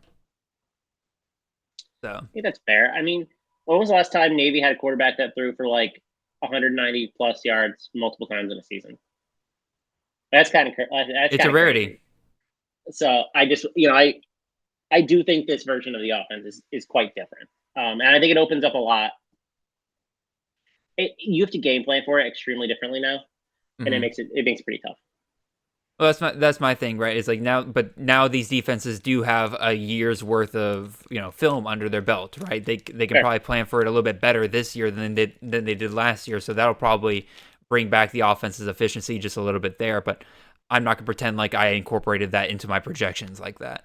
So, Mox, let's look at what your first guy here that you want to say is going too high, and that is Marcel Reed out of Texas A&M. Let's hear it, Mox. Okay, this is basically the theme of my two high players and Eli Holstein, which is, which game were you impressed by, and is there any evidence that this player is good at throwing the football, which is important for quarterbacks? Shockingly, his best game was against New Mexico State, which I think we've already established is like the worst defense in the country. He went 2 for 32 for like 268. Like, that's not great. 2.4 big time throw percentage, which was 129th of 135 qualified quarterbacks on PFF. Adjusted completion percentage. So like, when you count for everything, like how accurate was he? Like, drops and all that. 119th. He can't pass. So like, which I just don't see a game on the schedule, or when I watched him last year that said, yeah, like this dude can play. Because like clearly to me, I don't know that he can withstand a full SEC season of that level of quarterback play and not lose his job. It's like, I'm close to like quarterback 40, and he's quarterback 28. I'm like, well, that's not a huge gap because I understand the rushing upside. Like, it's a concern. Like, I just don't know that his passing is up to stuff. And then when you look at like, I don't know, there just wasn't a game where I was like, yeah, like this is good. I enjoy watching this person like play quarterback. I don't know. I'll get to play devil's advocate on this one as well, because I'm right in line with ADP right now. I think, I got him to QB 26. I think QB 28 is fine for ADP right now. A lot of the hype behind Reed, again, is based on his finish last season. Week 9 and on, Reed was the top 28 quarterback for CFF, right? Really kind of settled himself as the official starter for Texas A&M. No more patty caking with, Connor Weigman at that point. It was pretty clear Weigman was on the outs. During that stretch, again, Reed saw 3 games of 27-plus fantasy points and 5 stars. Those games, you mentioned the New Mexico State game. Obviously, again, terrible. Like you want to dismiss that. But again, LSU, Auburn, yeah, like QBR rating wasn't great, but fantasy points were there, right? 27-plus fantasy points in there. And to answer your question as to which start I would be impressed by, I would raise up the bowl game against USC, right? Yes, I see your note there. I'll let you talk about that in a second. But again, in that game, 28 or 26 for 42. Was that 292 yards, 3 touchdowns, 9 carries, 46 yards, and another touchdown on the ground, right? Like, that's his final game of the season. Like, that tells, like, and he puts it together his most complete game there. That gives me hope for him to have, a better year in the second year in this system. I'm expecting some improvements here. Colin Klein's worked with this prototype of quarterback many times before at Kansas State, right? I think he'll adjust the offense the way it needs to be with Reed, because last year they were trying to start things off with Connor Weigman. They had to make that adjustment mid-year to Reed, right?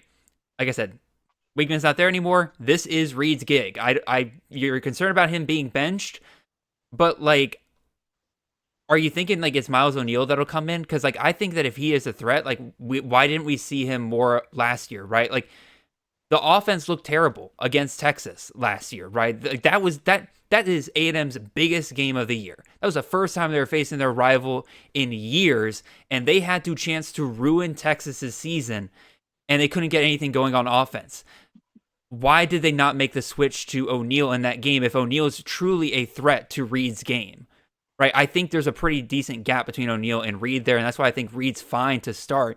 It's just a matter of, does Reed become like a Taylon Green, right, where you have to rely on boom weeks and then you're scared to start him some weeks, he's more of a best ball play, or does he kind of mellow out, right, and become a more consistent starter? I can see the argument for saying that he's more like the former than the latter. I think he's a worse player than Taylon Green is. So, like, I mean, I guess. Like, I think the answer is, like, he probably starts all the games and, like, isn't very good. And maybe it doesn't matter because he runs enough against bad teams and, like, it doesn't matter. But, like, I look at that USC game and I'm like, okay, well, they were down their top corner. He opted out. They were down their top linebacker. So, like, he can run a little bit more and be better dual threat with his legs. So, like, that doesn't really impress me, especially a bowl game, like, in Las Vegas. Like, who knows what the USC team was doing that night or the previous night. Like, it just, like, I don't know. Jacob Zeno's also there. Like, he has starting experience. So would they go to Miles Neal? Maybe not, but, like, maybe they would go to Zeno and, like, maybe try to get, like, a game manager out of it. I just don't like betting on players that I think are just, like, not good enough passers for, like, a full season in the SEC. Like, that really concerns me. I just think he's like Taylon Green. That's a good way to put it. I think his median outcome is Taylon Green. Like, I just don't know the ceiling is higher than that. And you could say, yeah, like, he had those big weeks, but, like, LSU was atrocious last year against Russian quarterbacks. So, like, it wasn't a surprise to me that, like, he did well in that game. Like, that was obvious. I don't know. It concerns me a lot. Like, he's one of the players that I'm like, I don't think I've drafted at all either. Maybe he won't get benched, but, like, man, I did not see enough last year to feel confident in him. I think it's fair to say that he's probably being drafted at his ceiling with QB 20. I think he is. Right, like I personally don't see really a world where he gets much past it. I mean, I'm ranked at QB 26, but I fully admit that, like, as I look at my projections, it feels like this is best case scenario for him because I currently got him at 2,500 yards passing. Given how you kind of feel about his passing game, like, it's probably 5% of worlds where he reaches that number. Yeah, I mean, they're probably not going to pass that much anyway. What would you put his what number of passing attempts do you think he gets by the end of the year? Because I got him at 321 or 325 right now. I don't know. That feels kind of high. I think I would have to look. Like, maybe it's not that high. I don't know. So, like, maybe he's not. I'd have to think. 325 is what? Less than 30. Yeah, maybe that's about right, actually. Because, like, that gets him like, just based on his performance, that gets him to 2,600 yards because he's got 8 yards per attempt last year. I think that's certainly coming down. And then the system's average about 7.5, right? So, again, I can see an argument for regression there. Yeah, I just not a big fan of the player. Nope, so, totally understand. I don't like drafting like that. Like, that's kind of, maybe that's just me. I just don't like drafting players that I just don't think are good. No, and that's concerned how my whole team too. I think that's an entirely valid way to look at it. Let's move on to my next guy that I think is going too high, and that is quarterback Maverick McIver out of Western Kentucky. ADP's got him at QB 30. I've got him at QB 49. Similar to Horvath, the 11 games hurt him. If he played 12 games, I'd have him closer to QB 34, which is a little bit more in line with what ADP obviously has here. The out-of-conference schedule is nice, I'll admit. You know, they avoid, landmines except for, LSU in the playoffs. That kind of sucks. But I think my major problem with McIver right now is that, one, I think people are drafting him forgetting that he only plays 11 games for the fantasy season. So, like, that's going to hurt his upside there. But also, two, like, people are drafting McIver as if he's like a floor play. And I think people are seeing a couple of things. One, they're seeing almost 4,000 passing yards and 500 pass attempts last year at Abilene Christian, not really entirely processing that it took him 14 games to get there. And the other thing is people keep seeing, Western Kentucky's bringing an offensive coordinator from the FCS with his quarterback. This is Jarrett Stearns and Bailey Zappi all over again. Like, we're in business. And I'm telling you guys, like, it's not quite the same, right? This is a good offensive system. This is one that I'm willing to invest in. I think he'll be fine for the most part. Like I said, if he played 12 games, I'd have him top 36 quarterbacks. I feel pretty solid about that. I just think, once again, this is another case where people are drafting MacGyver at his ceiling rather than fully incorporating everything that goes into what his value should be. What do you think, Mox? Yeah, I'm not sure I'm quarterback 49 on him, but I am like, I don't know. I think he's going to be a quarterback 3-ish. Who would you rather have? So, Would you rather have MacGyver or would you rather have Satan? same, Because probably. to me, they're roughly about the same type of player. At least when like compared to their competition level and stuff like that. Again, 0 in the rushing. They're actually the two quarterbacks that project the least good. They project the worst in terms of just pure rushing yards of all the quarterbacks I have. I have MacGyver at 83 rushing yards. I have Satan at 62. Yeah, you're right. He's a 0 on the ground. And I don't know that I love. I mean, I like Matthew Henry at Western Kentucky, but I don't love the receiving room right now either. So, yeah, maybe that's just a down year for the tops. I don't know if it'll be a down year. I just think that like people are thinking their ceiling is 2021 Western Kentucky, and I just don't think that that's what we're gonna get. I could see something very similar to last year. I could see MacGyver, finishing just like basically take Caden Veltkamp and remove his rushing, and I think that's probably where you end up seeing MacGyver at. I don't know where that puts him in terms of his fantasy and everything. All right, moving on to your next guy here, Mox. You're looking at Matthew Sluka, quarterback out of James Madison. ADP's got him at QB 17. You've got him at QB 29. I've got him at QB 22, so I'm kind of right in between where you've got him and ADP's got him. What do we got, Mox? Okay. There's a lot to unpack about this between this show and Matthew Sluka. I'm not gonna name names. I'm not gonna make it worse than it already is. Sounds like a cool guy who got screwed by somebody I will not name from UNLV. Quarterback is a loose term. It's applied to guys like John Rice Plumlee in the past, and it now applies to Matthew Sluka in a very similar way. I know it worked at Holy Cross with Bob Chesney previously. Bob Chesney is now the head coach at James Madison.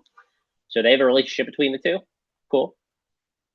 Man, am I concerned about him starting the full season.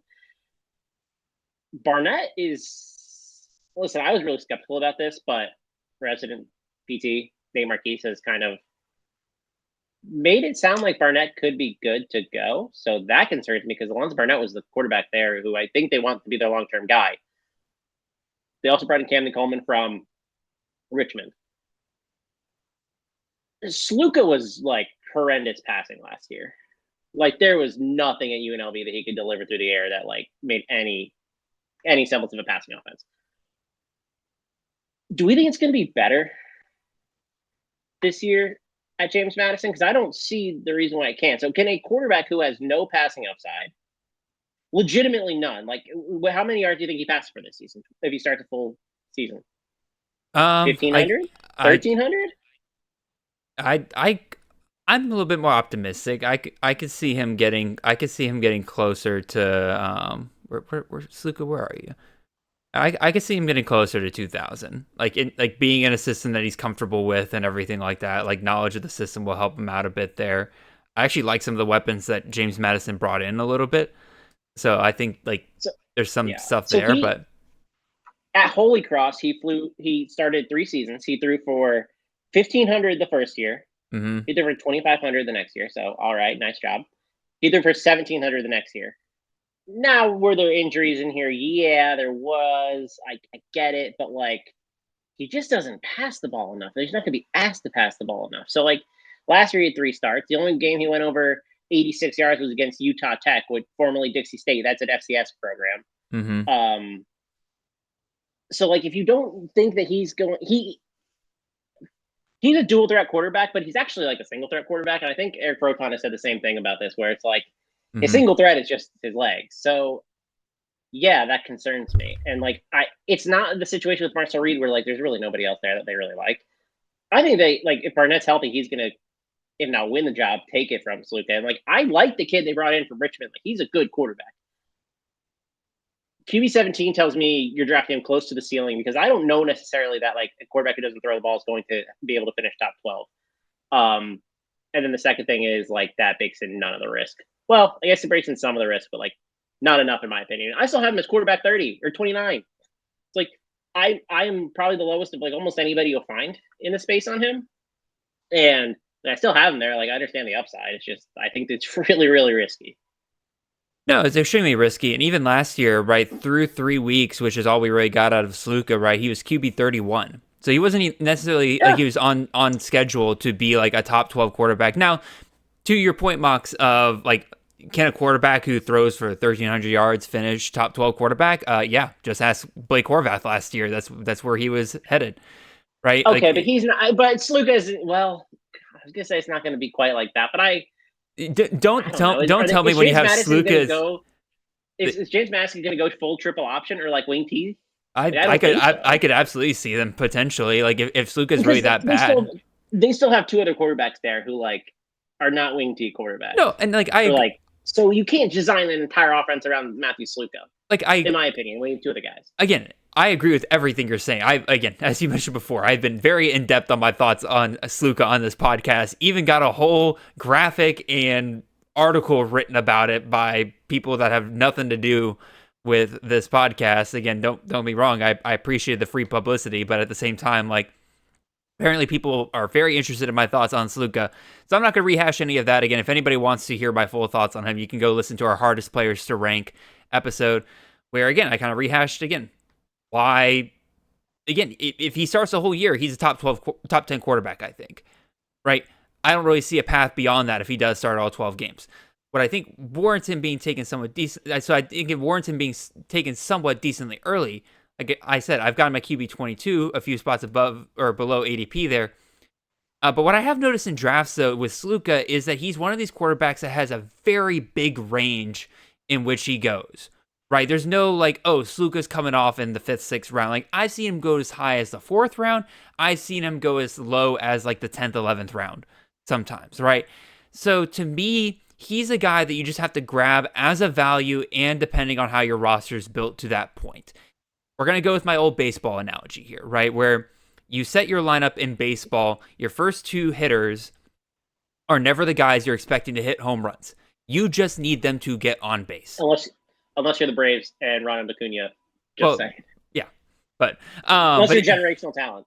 Exactly, unless you're generational talent, right? But not Sluka. In your typical setup, you want to get 2 guys that are safe hitters, get them on base, then you bring in your guy that's either going to strike out or he's going to hit it over the fence, right? That's what Sluka is, right?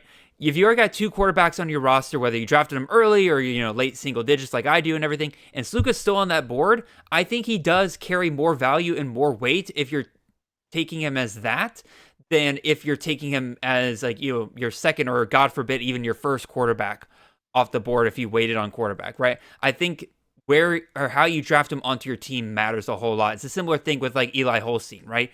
If we were drafting Holstein, as a startable quarterback for your team and not somebody who's going to sit on the bench, then that's a bigger problem than if you're drafting him, as a bench guy, and then if he doesn't work out, you just move on. That's kind of my thoughts on Sluka at this point, for fantasy purposes. I think that's fair. Like, so that's why I think you've got him perfectly ranked. I think you've got him perfectly ranked in that because of his upside, he absolutely belongs in that first tier of backup caliber quarterbacks. Given the upside that he has, backup for your roster. Yeah. So. Yeah. I mean, I'm still having him in the top 30. It's not like I'm nuking him. It's just there's a lot of risk. It's funny. A couple weeks ago, I had the ultimate Sluka Glazer on in Chris K, and now I got the ultimate Sluka Blazer in Moxley. So you get the best of both worlds. Yeah, that is somebody he and I very much disagree about. So, all right, we'll move on to my last guy. I'll be quick on this one. Again, I don't feel good about putting him on here, but I had to put a 3rd quarterback on here to say that he's going too high, and I'll go with a lower tier guy that a lot of people are kind of getting in on now, and that's Braylon Braxton out of Southern Mississippi. I've got him ranked at QB 89. ADP's got him at QB 47. So again, a backup quarterback, right? I'm glad to see that people are finally interested in this Southern Miss team. With Blake Anderson calling plays there, I think that really kind of flew under the radar for a lot of people, and so people should be paying more attention here. But I think they're barking up the wrong tree when it comes to CFF production, because right now, like, Braylon Braxton shot up in rankings, but meanwhile, all the receivers are still very low in drafts. Granted, I get it. There's not a lot of information on the receivers versus Braxton's pretty clearly the starter. But to me, like, I think we need to focus on the receivers and any news coming out about that and really nothing else, right? Because I took a look at what we've seen from Blake Anderson quarterbacks over the last couple of years. Cooper Legas obviously skews this a little bit, but like Cooper Legas, McCabe Milstred, the quarterback production just hasn't been super great with Blake Anderson, right? Like Cooper Legas averaged 17 to 19 fantasy points per game. Even Logan Bonner, who I think had pretty much the ceiling of a Blake Anderson quarterback, 23 points per game. 2020 was kind of weird where you had both Logan Bonner and Lane Hatcher. If you combine them together, that's a 30-point quarterback. But like because they were split up, it's kind of hard to tell exactly what was going to happen there. And then you go back to Lane Hatcher 2019, you got 23.4 fantasy points per game. Not that it's like a bad pick per se, but like I think people are taking him, expecting him to be like this huge high upside quarterback in this Blake Anderson offense. And I just don't think that that's exactly what you're going to get out of him. Again, I feel like I'm being too harsh here. Like for the most part, like this is a fine pick, but like I had to pick somebody here. What do you think, Mox? I mean, I think you're being a little harsh. I mean, if we're looking for upside, like I feel like the upside case for him is like pretty clear, right? Like this is a guy who could run like 10 times a game and run for like 600 yards on the year. I understand that, and then you combine that with the like really aggressive passing attack. Like I get the upside. Like out here I am hating on Matthew Sluka, who like can't throw. Like I don't think Braylon Braxton can throw either. But like I don't know. I think 89 is just too low. Like the rushing floor there is almost certainly means that he's going to outperform that. I don't know that I want him as like quarterback 47, but like I think the answer might be somewhere in the middle. Probably. I'll take a look at my rankings again. And that was just one that stuck out to me when I was like, oh wow, Braxton's going 47 now. I didn't realize that. I knew he was rising a bit again as people kind of started looking at Southern Miss a little bit more, but didn't realize he was top 48 quarterbacks. Your last guy here. The rushing really I think helps. Yeah, that's true, and he definitely could rush more than really any Blake Anderson quarterback before this point. Yeah. Last guy here that you want to talk about, Mox, is John Mateer, currently going quarterback 8. You got him at quarterback 14. I think I've got him at, where's my rankings? I've got him at QB 5. So okay, we'll disagree a little bit here. It seems we're gonna play my favorite version of this game, which is coming in every player occurrence now. Which is your favorite Power 4 game from John Mateer last season? 9 for 19 versus Texas Tech, or 17 for 34 versus Washington? Neither was more than 50% completion percentage. And then I get he was still good in fantasy. He ran for 197 yards against Texas Tech. So like that's all we care about. Yeah, but like they just let Abilene Christian, Maverick McIver, score 51 points on them the week prior. Like that's not really hey, look at this. He did great against this defense sort of thing. Like, and then he struggled against Washington, who's like an okay defense. He's going from a very soft schedule to a very difficult schedule with Oklahoma. Mm-hmm. I don't know that this is a player who is built for the SEC. Like, I think he's really fun. We're talking about him in the Mountain West, or like the Pac-2. 12th in pressure to sack ratio. He had more than 3 seconds to throw. Like, that is a John Mateer holds the ball too long issue. Mm-hmm. That's not going to get better behind Oklahoma's offensive line. That's not going to get better in the SEC. Like, it's going to be less time to throw and more pressure. The other thing that really concerns me is that he was the most efficient non-Bryson Daly touchdown scorer last year. Mm-hmm. 11 touchdowns above expectation. Like, that's a concern. So, like, you're looking at a player who was phenomenal. I don't know that he can be as efficient. I know he can't be as good as last year's version. And I don't know that I like Oklahoma all that much. So I'm looking at a player who is –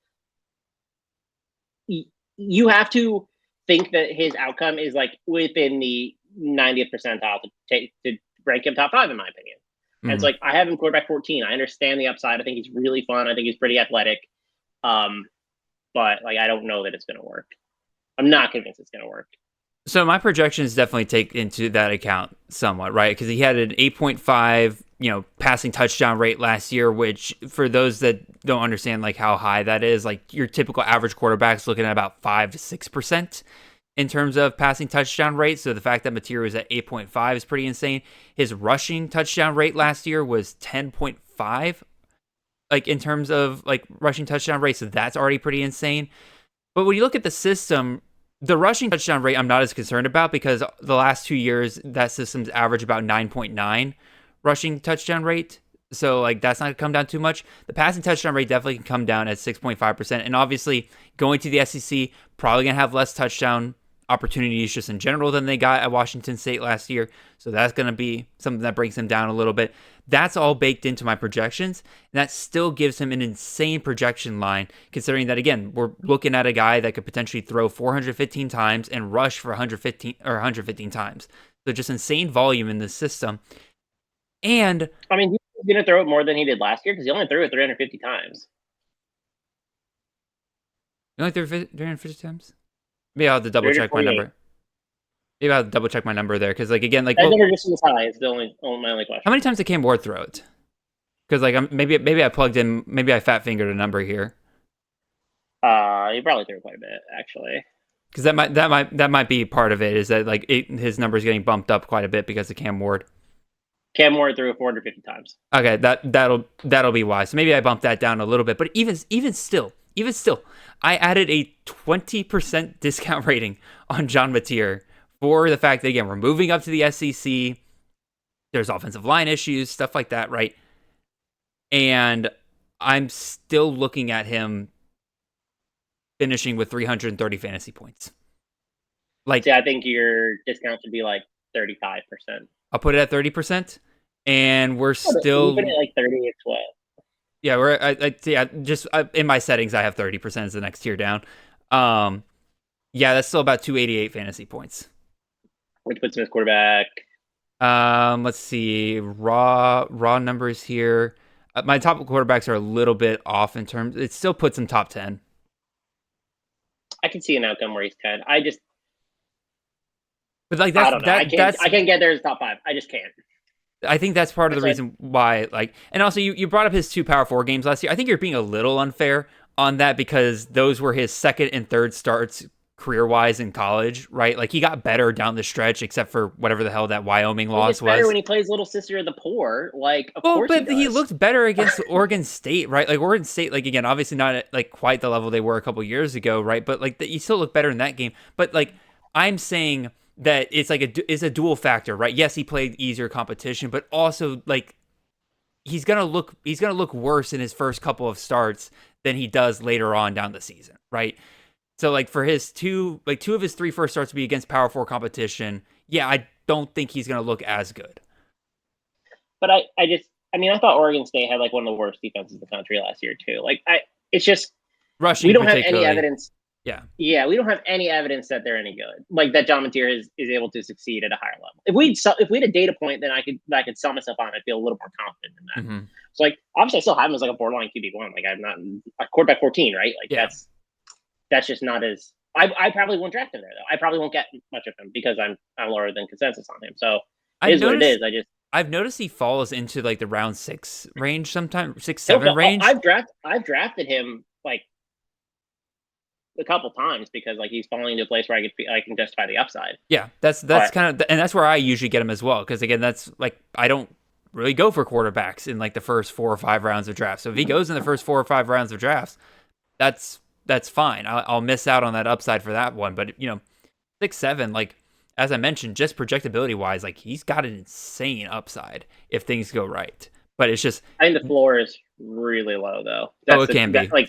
That's the concern that I have. Like, I think that there's boom potential for sure. Like, I don't want to discount the player. Like, he was awesome last year. Like, he's super fun. But, like, I don't know if that gets you very far in the SEC playing the way he did last year. So we'll see. Mm-hmm. Well, the good news is I don't think he's going to be benched because they're going to ride or die on Ben Arbuckle and John Mateer this year. Yes, they will. For sure. All right. Let's go talk. Let's get rid of the negativity, Chris. Let's get rid of I don't know where John came from. That was crazy. Let's get rid of the negativity here, Mox. Let's talk about some quarterbacks that we think should be going higher. All right, let's talk about some guys that we are probably more in love with than the industry. I'll start with my first guy here, Ty Simpson out of Alabama. ADP's got him at QB 33. I think it's a travesty. I got him ranked as QB 14.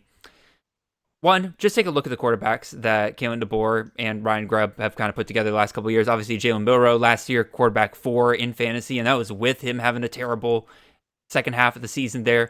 2023, Michael Penix, QB 16 in fantasy. We can keep going back even further than that. I really do think that people are overthinking Ty Simpson a lot. I get it on some level, right? Ty Simpson, not as sexy of a name as he was coming out of high school. He was a former 5-star quarterback, just hasn't started at Alabama. People kind of forget him. His limited action hasn't been the prettiest, sub 60% completion in the last 2 years.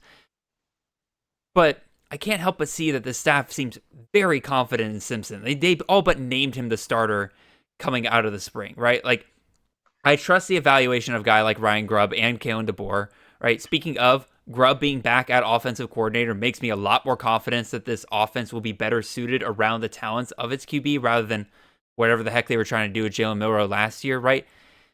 And some people might say, we got him lower because it's a bit hard to project how this offense will use Simpson because we've seen basically polar opposite quarterback styles the last 2 years between Milroe and Penix. But based on what I can see, Simpson's kind of right in the middle of the skill set you would expect out of Penix and Milroe. So that's kind of what I used to project him, and his projections came out very nice, right? So at the end of the day, you're talking about a starting quarterback for a team that's going to compete for a national championship. They're going to roll over most teams that they play week to week, I would say.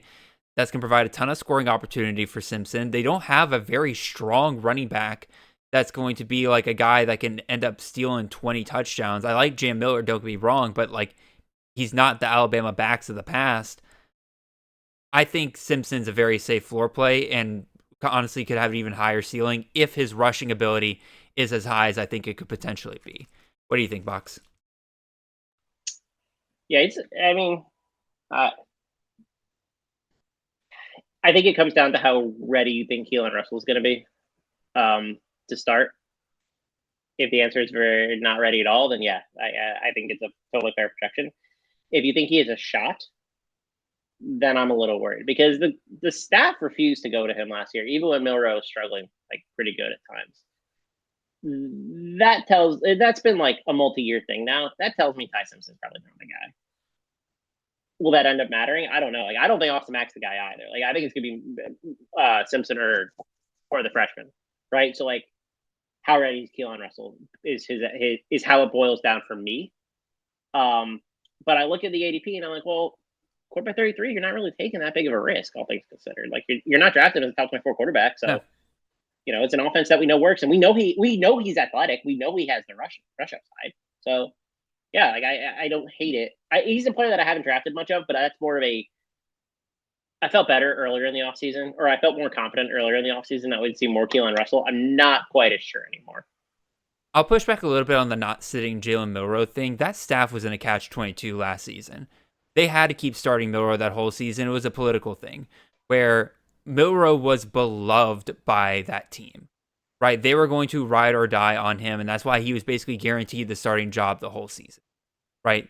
They weren't going, again, Milroe was the reason why there wasn't a larger exodus out of the transfer portal prior to that season, right? You can say get towards the end of the season, right? They're not going to there's no reason to hold to that promise or anything like that. But also, do you want to establish that as a staff early on that if you keep or you make a promise to a guy that you break that down the stretch? I don't know. I feel like that there was a little bit more going on than just evaluating talent levels, especially again with Grubb and DeBoer sounding so confident in Simpson over the other two guys in Mack and Russell right now. Again, Russell's great talent.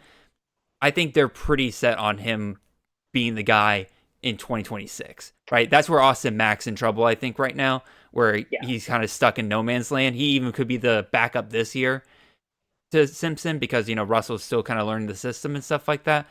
But I'm fairly confident Simpson will be starting this whole year, and that's, again, why I have him ranked as high as I do.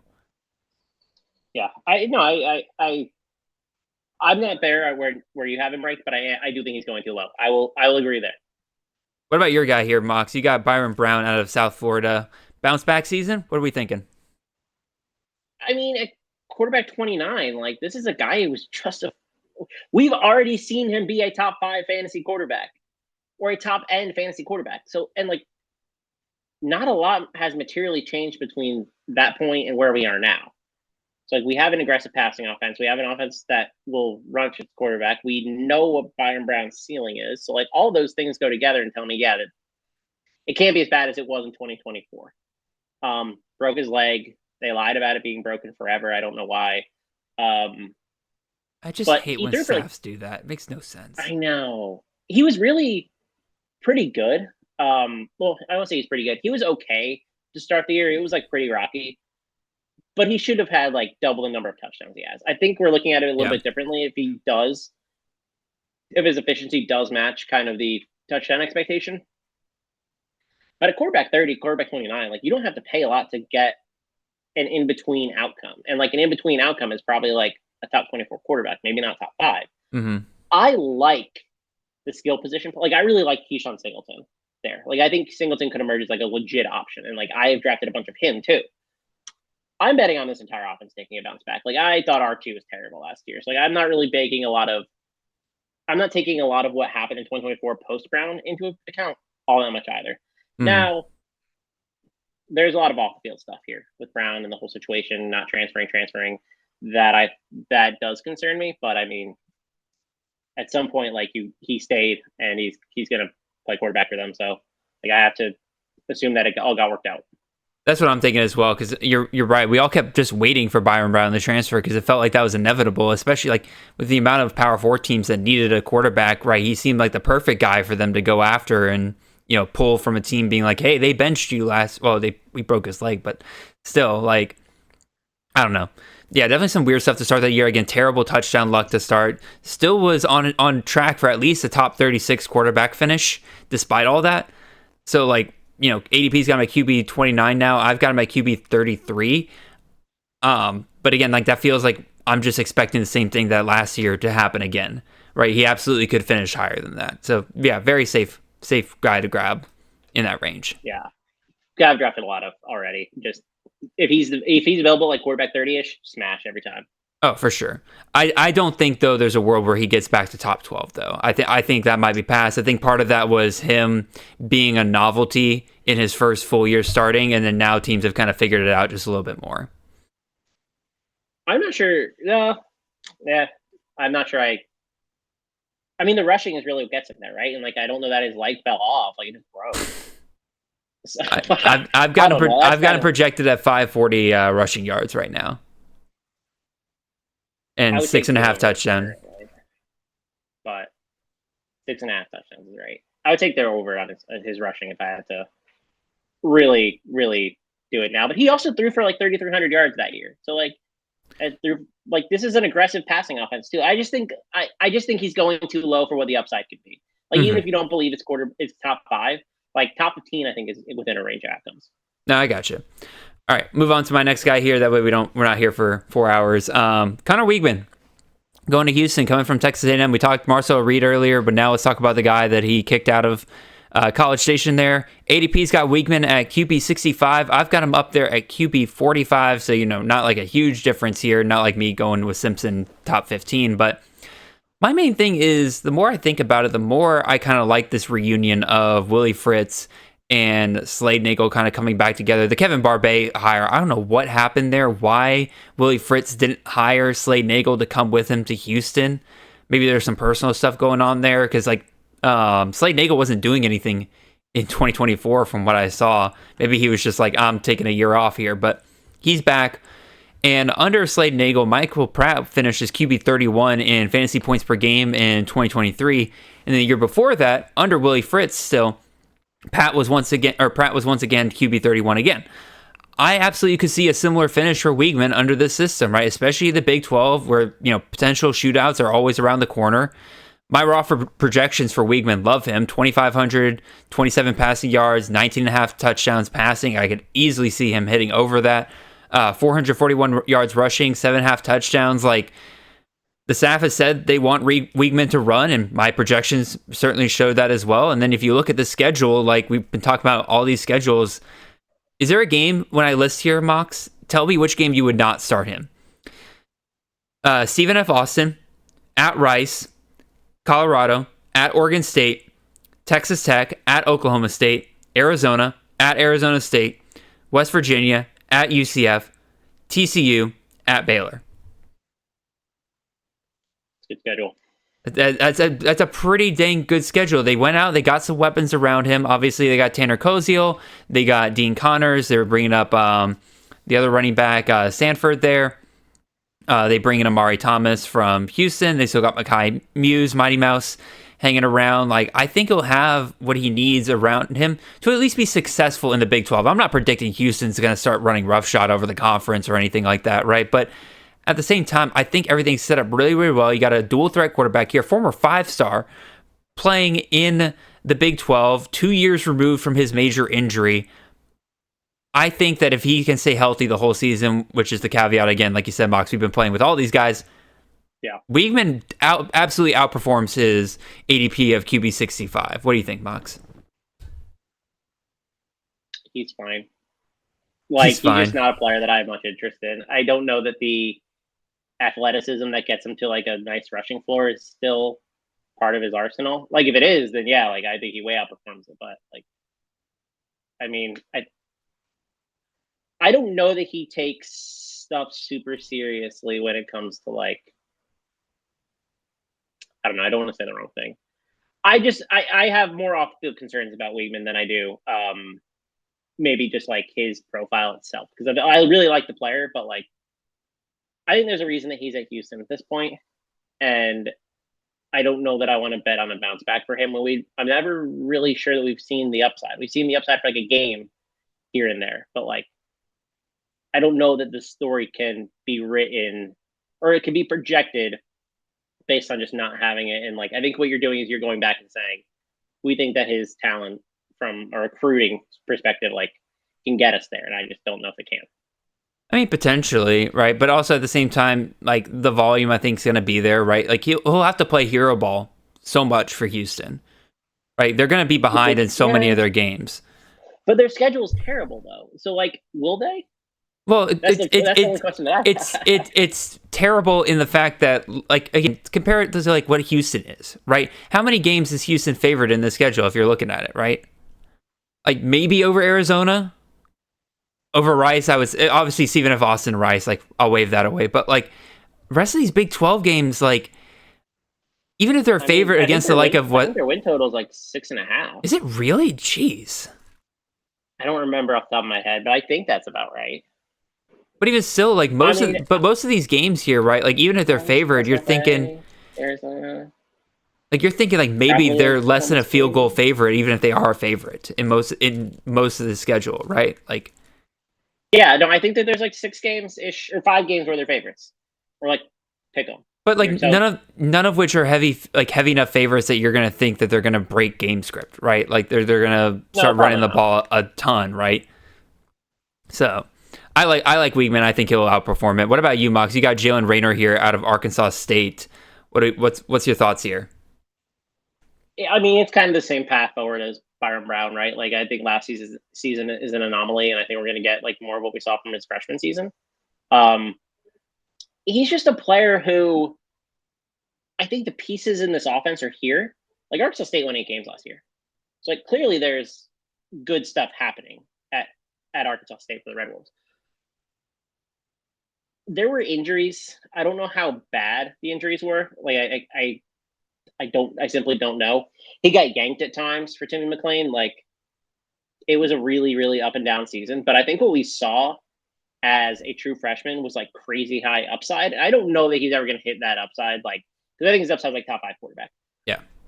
But like quarterback 45, like you're not really paying anything to bet and find out. Like I don't know that his worst case scenario, like assuming he starts all the games, it's worse than quarterback like 45. I think that's a really, really she's being dropped out his floor. Like I don't know his floor is worse than that. I don't know. Like I think the rushing just helps a bunch. No, I mean I agree, right? I think people are a little bit burned on last year, right? They again drafted him as like a top 20 quarterback, and what did he finish as? It wasn't pretty. I know that. See if I can find him real quick. Raynor. I can't spell. Where are you? There you are. He finishes QB 64. So again, like I understand people definitely being disappointed by that a little bit, but like I agree. Like he's one of these guys that has a super high upside. They're drafting him as if he's still, as if he's just guaranteed to finish in that range again. You play in the Sun Belt. He'll be starting for his third year here. Yeah, I have no problem with this whatsoever. Let me. Where do I have Raynor ranked at?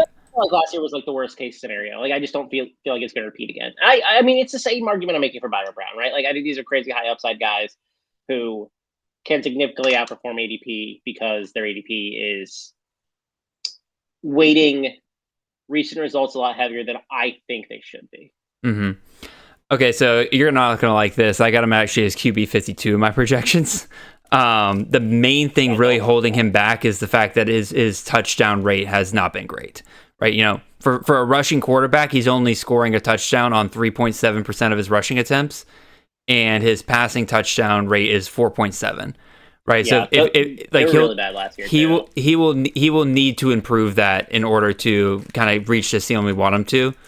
But yeah, again, where he's going right now, he's in that range where if somebody took him at QB 45, I'm not going to sit here and be like, well, I have him at QB 52, so you reach. No, he's an upside play. I'm not gonna fault anybody for that. Yeah, I mean, he's one of the big players who had their, I was talking about touchdown overperformance. He underperformed by 7 touchdowns last year. Mm-hmm. Like 4 or 3.8 passing and 3.1 rushing. So like, even just like back to the mean or expectation, like tells me that there's more meat on the bone. I also just realized I had him at I got him a discount or confidence discount on him, which I don't think is really warranted considering I know he's going to start. I know what the system's going to bring. Yeah, that bumps him up to more around where you've got him at, because that's I have QB 32, QB 33. There we go. So yeah, I just looked and I'm like, oh, he's got a discount rating on him. What happens if I take that away? Because again, there's no real reason to doubt what my raw projection is, considering same system, same coaching staff, same everything. So yeah, I'll put him at QB 33. He's literally right next to Byron Brown in my rankings. So again, look at that. They're pretty much the same player. They are. So my last guy that I think is going too late here, I'll be quick about this one. DeQuan Finn, quarterback out of Miami of Ohio. My ADP's got him at QB 50. I got him at QB 37. He was going even later than QB 50. I think he's starting to rise a little bit more. Like, I get it. It's kind of hard to see how this staff will utilize Finn when, Brett Gabbert is your starting quarterback for God knows how many years. But I doubt they really go out and get Finn and just don't use him the same way that he was used at Toledo, which, by the way, staff very familiar with how he was used at Toledo, considering they faced him every year for a couple of years. At Toledo, Finn was top 35 quarterback despite missing 2 games in 2022. He was top 30 in total points for 2023. My projections currently have about 300 pass attempts for Finn, 115-ish rushing attempts for him, based pretty much both on Finn's performances in the MAC as well as kind of what the staff did while Avion Smith was temporarily starting for them. So I kind of combined those together to create a projection for him there. Offense obviously loses a lot, which is a concern. But to me, that just means that Finn's going to be even more key to keeping this offense on track. Plus, Miami recruits pretty well for a MAC team, so this staff always seems to kind of find ways to replace lost production they have each season. So I think some people are just off-put by Finn getting hurt again last season. But I don't think that's really much a concern. I think he got hurt, realized Sawyer Robertson's not going to get that job back, so he just sat himself the rest of the season. I'm just saying if Finn transferred back to Toledo, people would be drafting him higher, and I don't really think there's that much change between Toledo and Miami of Ohio. I think he'll be utilized the same by both staffs. What do you think, Mox?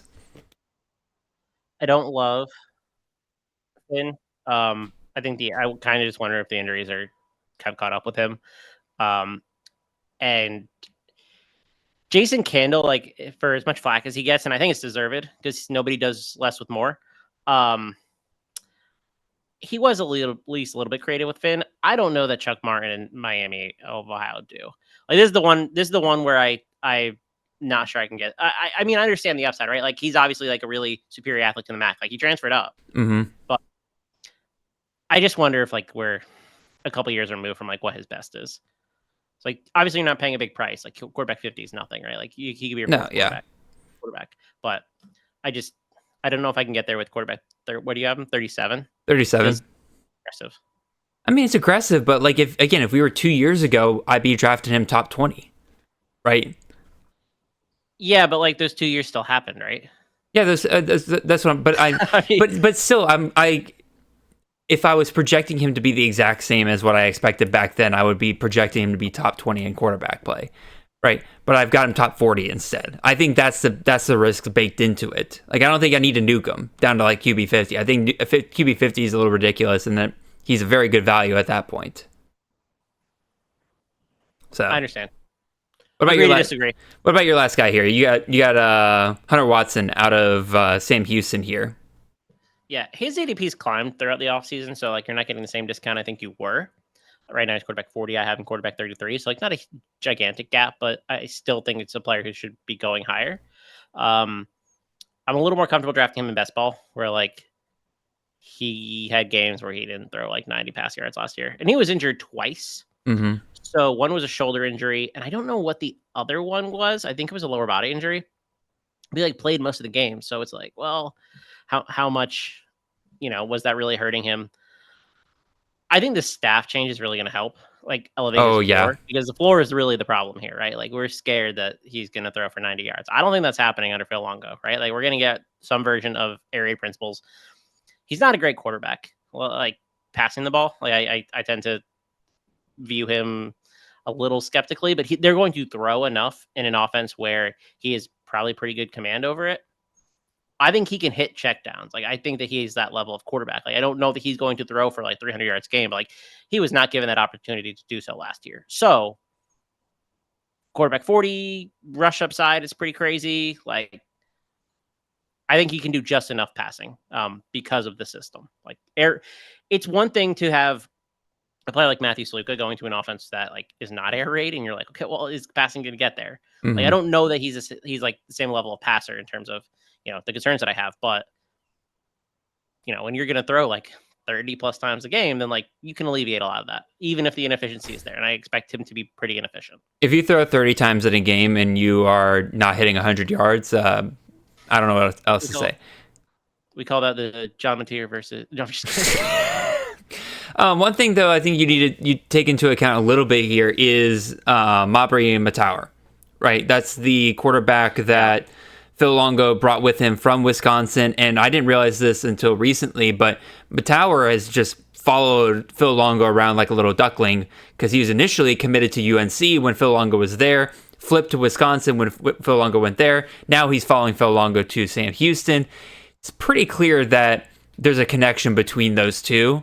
And if Hunter doesn't get his act together in this offense pretty early on, I do expect him to start. Don't get me wrong. I have him ranked as well, but I do think there's a legit shot that Matauer could see the field, or that the leash on Hunter Watson is at least a little shorter than you would initially expect because of that connection between those two.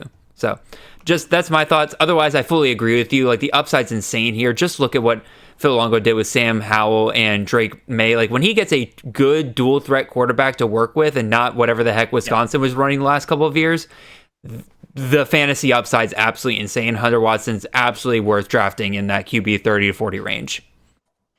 Totally agree. Yeah, that is fair about Matauer. I don't know. We didn't really like him coming out of where was he? Texas, right? I think he played like 6A Texas. We weren't his biggest fans. Like I'm not sure what the ceiling is there, but obviously like Longo likes him if he's bringing him along too. So definitely fair. I also just realized I had a too big of a discount rating on Hunter Watson as well, so I bumped him up a tier. And guess where he lands? Right between Jalen Rador and Byron Brown. I mean, there you go. Like exactly, you're preaching to the choir. Apparently. All right, last thing we'll cover here. We'll go through this pretty quickly, but as with every offseason, even a year like this where a lot of quarterback competitions are pretty settled, there are still some pretty big ones that need to be talked about. We're going to talk about North Texas and Texas State here, two Texas schools that need to figure out their quarterback competition. But before we dive into those, Mox, I'll throw out some other quarterback competitions that are still to be determined. Charlotte, UNLV, Syracuse, Oklahoma State. If you had to rank those four, or California as well, if you had to rank those 5 teams real quick, in terms of fantasy importance, what would you rank them as? I mean, I think the answer is North Texas, right? Well, we'll get to those two. We agree are the most important ones. I'm talking about the other five I just mentioned: Charlotte, UNLV, Syracuse, Oklahoma State, Cal. I mean, I think there's upside with Oklahoma State, right? Like the idea that we could get some Gundy back, but like you obviously can't put him ahead of Syracuse, who just had like the leading passer in the nation. Like I think whoever figures it out of Syracuse is like very high upside. I tend to think it's Collins. Like I know a lot of people like Angeli. I'm not really there on Angeli. I've seen Angeli play football. So I think Syracuse is like clearly one. I think Oklahoma State is two. UNLV three, because I think that like Dan Mullen can actually coach quarterbacks and like build them up. So I think whoever there is probably pretty good. And then like I have no interest in the Charlotte or Cal situation. I understand the Cal one. I'm so big on Charlotte this year. Again, Tim Albin going over there, bringing that offensive system with him. Like I think that they could get it running pretty early on. It does suck they lost Donald Chaney though. That threw a huge wrench in my plans there. Well, I mean, I like Connor Harrell, the quarterback they brought in. Like I've always really liked him, but I don't know what it's going to look like at Charlotte this year. I think that's a really tough team to project. Mm-hmm. All right, let's move on to the ones we want to do deep dives in here. And as you kind of mentioned, like of all the teams that still have quarterback competitions, North Texas has to be the most important, right? Whoever wins this job is probably going to be a top 10 quarterback for CFF. And even though they have two different skill sets, like I think it's going to be the same either way. One of which has just absolute nuclear potential if he starts and is good, but I don't think he's going to be that guy for what it's worth, because I don't think there's much of a competition here. This kind of happens every year where there's one competition I just feel like is overblown every year. And like last year for me, it was Wazoo. I was very confident in John Mateer being the starter. Year before that, it was Jalen Milroe at Alabama. Year before that, it was Drake May at UNC. This year, I'm feeling pretty confident about the North Texas situation. Reasons why, again, like Poffenbarger wins this job. More experience as a starting quarterback, albeit is at the FCS level, but he understudied to Cam Ward. Meanwhile, Messamaker has had one start at quarterback since 9th grade, so obviously and that was the bowl game. Poffenbarger also just a more proven player at the position. Like I said, Messamaker, he's backed up at quarterback, and when he has seen the field, it's mostly been as a safety in high school. So again, very raw in terms of being able to play the position for the most part. So Poffenbarger becomes that safer option.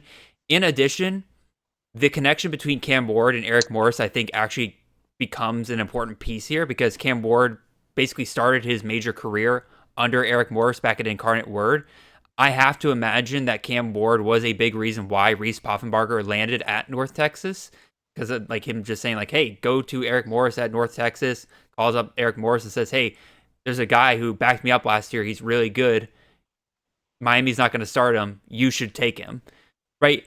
In addition, there's also the NIL stuff, right? Because Poffenbarger got paid money to come here versus I don't know what Messamaker's NIL situation, but I can't imagine it was a massive jump after what they did, after what he did in the bowl game, right? But then there are reasons why Messamaker wins the job, right? He's been in the system for a year, more athletic option, kind of adds more threat if he is able to be both a rusher and a thrower, versus Poffenbarger's never had a year with more than 2.5 yards per carry. I'm monologuing here, but again, like I just go back to the comments kind of made by the staff so far this offseason, and I just interpret it as Poffenbarger's job to lose, right? Like I said, they paid him an NIL to come to North Texas. They started him in the spring game over Messamaker, despite Messamaker having experience in the system. The comments that I mentioned talked about how the decision of this quarterback competition will come down to how well Poffenbarger knows the playbook by the time the fall comes around. And that tells me that Poffenbarger is the X factor. He is in the driver's seat for this job, and he'll have to be the one to mess up in order for Messamaker to win this job. I'll bet on Poffenbarger winning this job if that is the case. Like, I really think the staff wants one more good year of development for Messamaker before he becomes a full-time starter in 2026. Poffenbarger becomes that stopgap for this year. So yeah, that's kind of how I land on this. Again, I'm pretty set on Poffenbarger being the starter. I got him as QB 24 right now, but if I raise his confidence score on my projections, he gets bumped up into the top 10 between Nussmeier and Alejado. I guess the question is, Mox, like, given how confident I sound, like, is that warranted? Should I make Poffenbarger a top 10 quarterback in my rankings? Listen, I think he's going to win a starting job too. So you're arguing with the wrong person on that one, but it is probably a legit competition. Like, I lean 55-45. I don't know that I'm as confident because, like, if you think Messmaker is the guy of the future and you're, like, pretty confident in that, like, do you really want to play games and, like, lose him potentially? Because he's going to have more eligibility than Poffenbarger does. And if the gap is small, then, like, you probably go with him. I tend to think the gap is probably bigger and that the Poffenbarger upside is pretty massive, though. I just don't know that I can get it from a confidence perspective. And I know that's, like, a big part of that, what changes the range where a player goes. So that's my concern. Yeah. I'll push back a little bit on the idea of, like, losing Messmaker, because ironically, as I was doing research for him today, I found out he won an award in high school for being, like, the most selfless player on his team, and it was because, like, again, he backed up for like 3 years and never complained, like, once. He just kept working and, like, kept waiting for his opportunity, apparently, which again is not something you typically see a lot of times. And then he was finding ways to help out the team whatever he could. Like, that's why he started at safety, even though he wanted to play quarterback and stuff like that. So based on everything I see, again, this is not anti-Messmaker. From everything I read, this dude is a good dude, and I hope he succeeds. But, like, everything, like, the staff says and, like, the way the NIL compensation is tells me Poffenbarger will start, and that we're probably a year ahead on Messmaker. He looked good, but I bet that staff looked at that result and said, all right, that's the best possible outcome we could have had there. We cannot count on that every week yet. So we're going to let you develop one more year, and then we'll let you loose. Yeah. No, I think that's totally fair. So what about Texas State here, Mox? Because when I look at this, I see an absolute mess of a room. I wrote up Texas State's page with CFF Guide, and doing the QB depth chart felt like an impossible task. How are you breaking this down?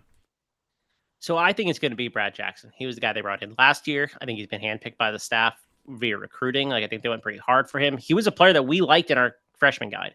So this is somebody who we have a higher opinion of in general. Not sure I feel that way about Nate Yarnell, and I know I don't feel that way about Holden Greener. They also brought in Keldrick Luster, who was at SMU last year, so it's really like a four-way race. This is an offense that I know is going to have a 3,000-yard passer.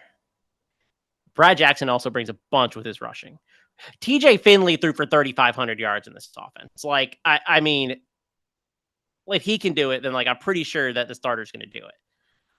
That's the upside that I think you're talking about. I think you're talking about a player who can throw for, what did Jordan McLeod throw for last year? 3,200 yards and 30 touchdowns. Okay, but in 12 games, like, what did he throw?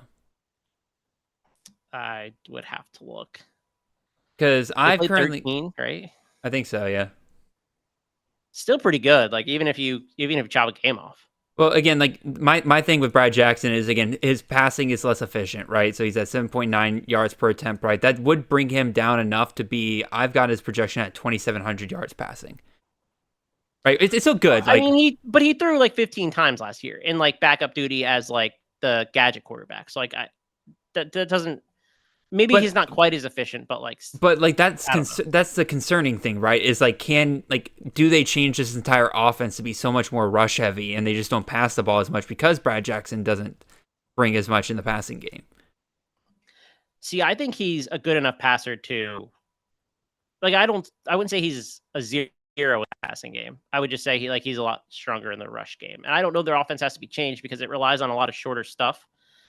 And those are throws that I think he can hit. Mm-hmm. So I think it's Jackson personally. But the concern is more like, how long is that leash really? Mm-hmm. Like, will they, because they brought in a bunch of dudes, so, like, they're not that convinced in Jackson, right? Yeah. Yeah, that's kind of the main thing, right? Is, like, as much as I wanted, like, I agree with you. I lean towards Jackson to start here, and I've even drafted him late a couple of times. It's just an upside play because of what he can do with his legs. Like, there are very few quarterbacks you can get late in your drafts that have, 700-800 yard rushing potential. I think Brad Jackson's one of them. But guys like Nate, oh my God, now you got me messing this up. It's a kind of a tough name. Nate Yarnell and Holden Garner. These aren't guys that are going away. I don't know what Keldrick Luster is coming in to do here. He backed up at SMU and everything, so I don't really know what his expectation is. But like Garner and Yarnell are guys that would have left their previous program to come start somewhere else. So it's like I don't really know what to do with this. I'll keep drafting Brad Jackson as long as he's late in drafts. Let me see what his ADP is. I'll see if I can find that real quick. I'm pretty sure it's decent because again, I've been grabbing him probably more than anybody else. Yeah, QB 55. Like I've seen him go even later than that. Nice. Like, yeah, I'll take that upside all day long. So we ranked him as quarterback 41 in the freshman guide. He was quarterback 143 in composite. Here's his senior season stats as a thrower: 75% completion percentage, 2,400 yards, 28 touchdowns, 3 interceptions. That'll play. Like that is more than enough passing upside. Mm-hmm.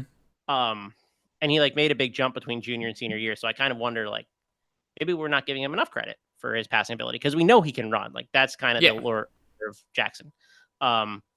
So yeah, I'm a big fan of his. Like I've drafted him quite a bit as well. So I think when you're taking him at quarterback 55-ish, like you're not paying a lot for what I think could be.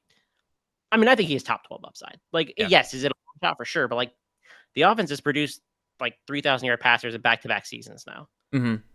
We know that he's the best rusher of them all. So I don't know. I like him. Yeah, it's huge upside. It's just a matter of, again, can Yarnell and Garner just go away, please? But again, only one guy can get snaps unless they do a QB, Russian roulette, in which case I'll be playing Russian roulette myself. With all that being said, got dark there at the end. We've gone long enough here, man. Great talking to you, man. Glad you can come on. What kind of stuff are you working on as we get ready for the season to start? Yeah, I'm helping out with the best ball rankings more than anything right now. Chris K and Ethan are working on that, getting them out, updated pretty consistently based on news and everything for Underdog Best Ball. I think that we're excited for the Tadpole Bowl to kick off today. That's a really big thing for college fantasy. But no, in general, just getting ready for the season. I know we're about 6 weeks away, so I'm excited. It's been a pretty hectic summer for me, but excited to get back to college fantasy. Yeah, and I'm doing pretty much the same thing as always. Again, obviously, this is the first of 4 crash course episodes we'll be doing for CTA and getting y'all prepared for the season. Obviously, these are a little bit longer because we cover a lot more, but hope you guys enjoy it. Also, be sure to check out the live CFF draft shows we do every Sunday from here until the start of the season. We got a whole slew of great guests coming up. If you're listening to this right now, you can go check out last night's episode where I had Kevin Coleman from the Devi Royale on. We had a great time, so make sure you go and check that out. With all that being said, Mox, appreciate you for coming on. Everybody else, we have come to the end of our show. Thank you all for listening. If you have not already, do all the stuff I said before. Leave a like, comment, and subscribe. If you're on YouTube, if you're on the podcast, follow the show. Leave a 5-star review wherever you can. Make sure you check out the rest of the Campus to Canton podcast network for shows ranging on pretty much anything you can think of related to the college fantasy game. And again, we'll see you guys back here next Monday where we'll be continuing our Crash Course series. We'll be covering the running backs. Until then, really appreciate you guys and hope you guys have a wonderful and blessed week. See y'all.